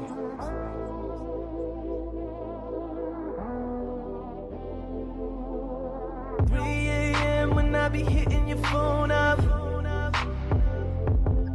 Then 4 a.m. in the club, I'm still toe up. First bucket. Then you hit me back and tell me that you're laying in the bed. Naked, smelling good, taking pictures in my head. You're ridiculous. And the fact that I now have to dig in my archives and find something to top that is actually diabolical because I don't take those kinds of photos. Diabolical. Okay. I'm a lady. Diabolical. Yeah, Don't worry. My comeback, my get back is going to be so crazy. Don't worry about it. Don't worry about it, sweetheart. Don't worry about it. Don't worry about it, sweetheart. Anyway, listen, we had, I think this show was so filling. It was so warm. It was so, it was everything I didn't know we were going to have. And so for that, I'm grateful. Thank you. And shout out to Vince for blessing us with his presence, and his wisdom and his heart. I had we came into the show really just not knowing. You know, we showed up and I was literally tempted to title this show "Winging It Wednesday." And he was, because he literally called me like 45 minutes before the show started. He's like, Tosh, we have no show. And I'm like, no, we of course we have a show. We're going to make a show. And he's like, so we're just winging it today? What are we going to call it? Winging It Wednesday? And I'm like, absolutely. We going to figure this out. And so we literally came on here and we had some things that we were tossing around to talk about, because there's always something to talk about. Okay. But I am so grateful. Like, I feel like when we talk about Thanksgiving, on the other end of it, I feel like, and this is something I'm absolutely thankful for. I'm thankful for the trust that he put into us to share portions of his life that he had not shared anywhere else. I'm thankful for the wisdom that he shared with us, and I'm thankful for you, Chad. In the spirit of Thanksgiving and the thankful portion of that word, I am thankful for you. I'm thankful that you, after 3 years of us being apart, you decided to, do this again. And I'm thankful that we still have our friendship intact to sit here and be us like we never parted. And so in the spirit of the season that we're in, I just want to thank you for doing this with me again. Thank you for all the work that you're putting in this go round. When it was the first round, it was really me. And now we've come around and you have really showed up and showed out and completely exceeded anything that I could have ever thought. So I am thankful. I'm thankful for you, Chad. No doubt. I appreciate that. And I am thankful for you. I think you're an amazing person. And talent. Shut up. Just shut up. No, just shut up. No, I will say this. I will say that I have seen a tremendous amount of growth from you. You are willing to listen, and you're still Tosh, but I see that you are listening with a different ear today than you have in the past, and I appreciate that. And based on what I know about you and what your life has been for the last 20 plus years, it's not easy to find peace and normalcy that you can embrace and trust. So that I know for certain. So I just want to commend you on trying and putting your best chubby little toes forward. That's a fact. Them sausages. Them little sausages. I only know because I seen them at the spa. I mean, wait. Oh, hey, whoa, wait, let me take that back. It's not that we went to the, We did go to the spa together, but it was a Tosh and Chad appearance. Yes. So we were surrounded by lots of people. Okay. Yes. So shout out to Vince. He says, I'm so grateful and proud of you guys. Don't stop dreaming and believing. You guys are so special. Love you both. Love you too, Vince. That was very kind. Apple Butter says, yes, I'm thankful for every moment I get a chance. Thank you. Thank you to TJ. I do want to say one thing, and I'm sure you will add on to this. I want to thank y'all. Absolutely. Seriously. I don't understand all of this and how this works. This is new for me. But I feel purpose. And I think that is important for me to do this. I've heard people say I just like attention and, very negative things in terms of why I want to get up here and do this and show my little sexy. It has nothing to do with attention. It really has to do with intention. And I know that these things are fun and, they help pass the time while we're here. But ultimately, I feel purpose. I know that through my journey on this platform, doing this, we have helped people as a community. And that is truly the most important thing to me, because I feel, and I've said this, if you've been following, this, is that moving forward, this future of ours is going to rely on us being a community. And Absolutely. it doesn't have to be a big community. It can be several small communities. But I want to build something that when shit hits the fan, we know that we can trust one another. And this is as Vince said, a safe space.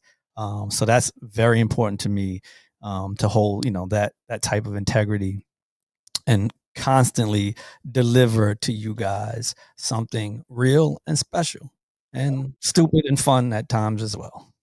100%. Now, we are wrapping up the show. But before we go, oh no. Before we go, we just had a really spiritual moment.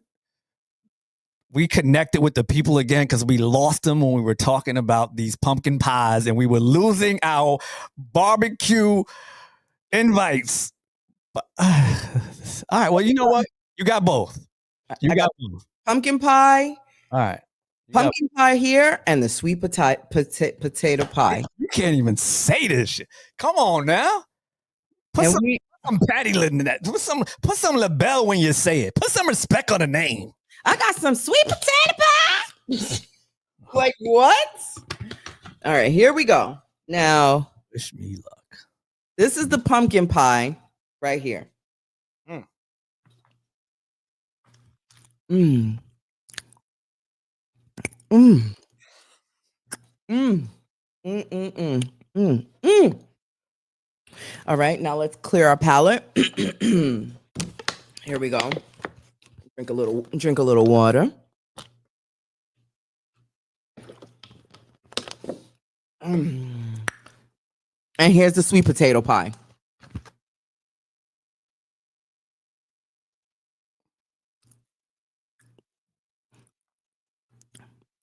They taste the same.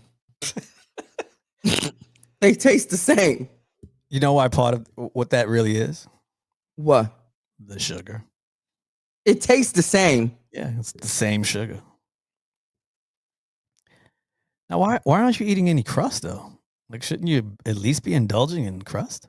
The crust has no flavor. No, I know, but that, you need that balance of the kind of, bland taste, and because it's sweet as all get up.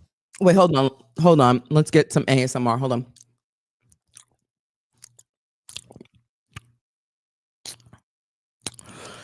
They taste the same.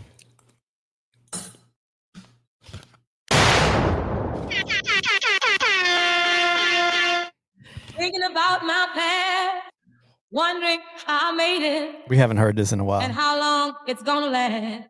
He loves my hat. Big Said, what up? Shout to everybody in the room. We've had a ball. Hold on, let me get picture ready just in case you want to take a screenshot. Let's go.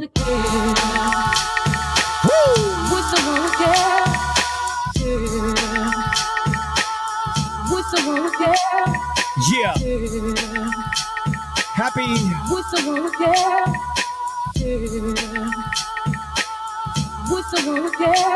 Grateful Day. Shout to everybody. Bestie, Charlene, Mrs. Preston, Vincent Herbert, my brother Rob. I see all of y'all. Love all of y'all. All right. Hell of a show. Hell of a show, Tash. Make sure y'all share this show. When this show is done and we put it up, share this show. Let your friends know. Hey, That is so sweet.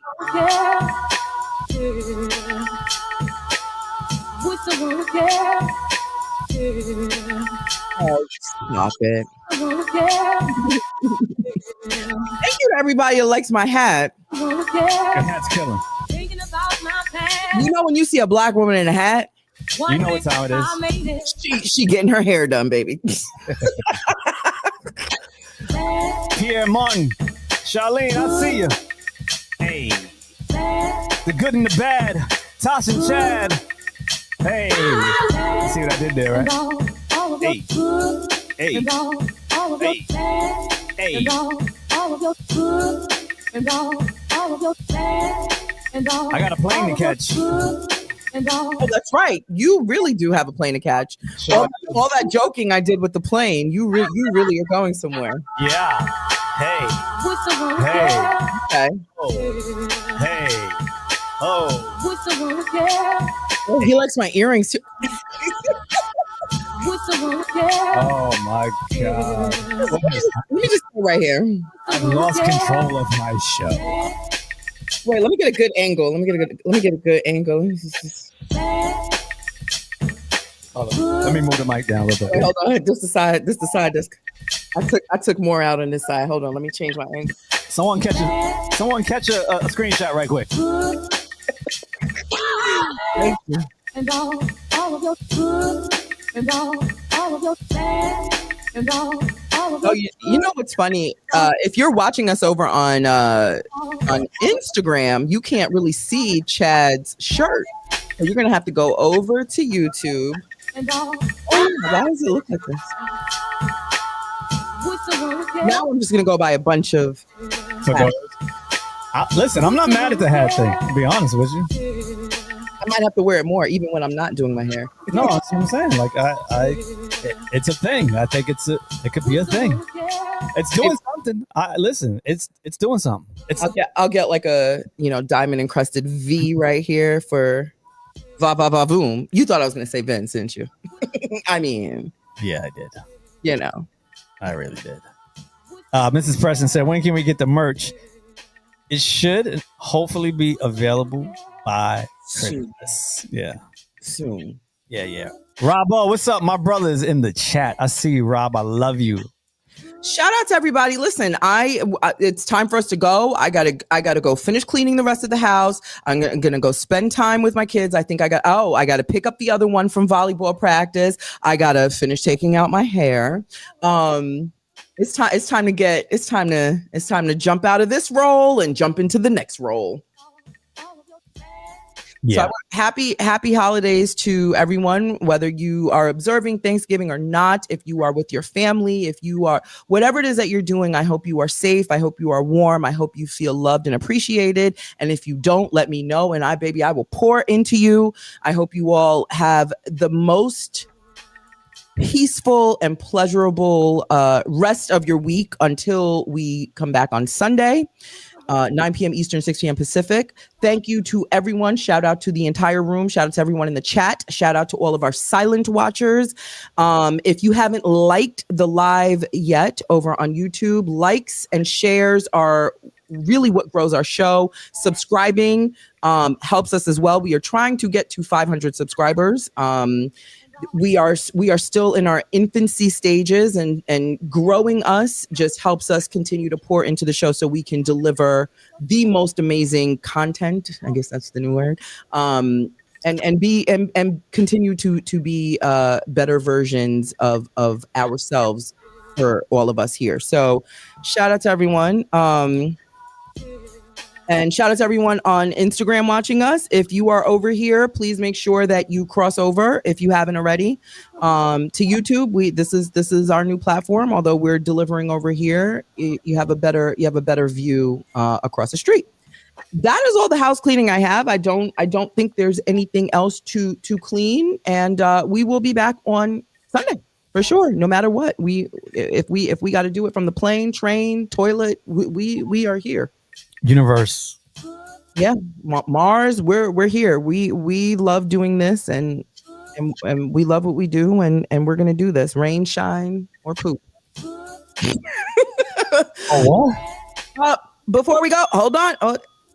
Hold on a second. Let me do this properly. Oh, my guy is kind of crooked. Uh-oh. You know what? I can't give you finger puppet. All right, everybody, have a good night, and we will talk to you later. Bye-bye. You did, Chad. You are so cute. Okay, there we go. You did it. Bye-bye. Bye-bye, Chad. Bye, Tash. See you later. Have a safe flight, Chatty.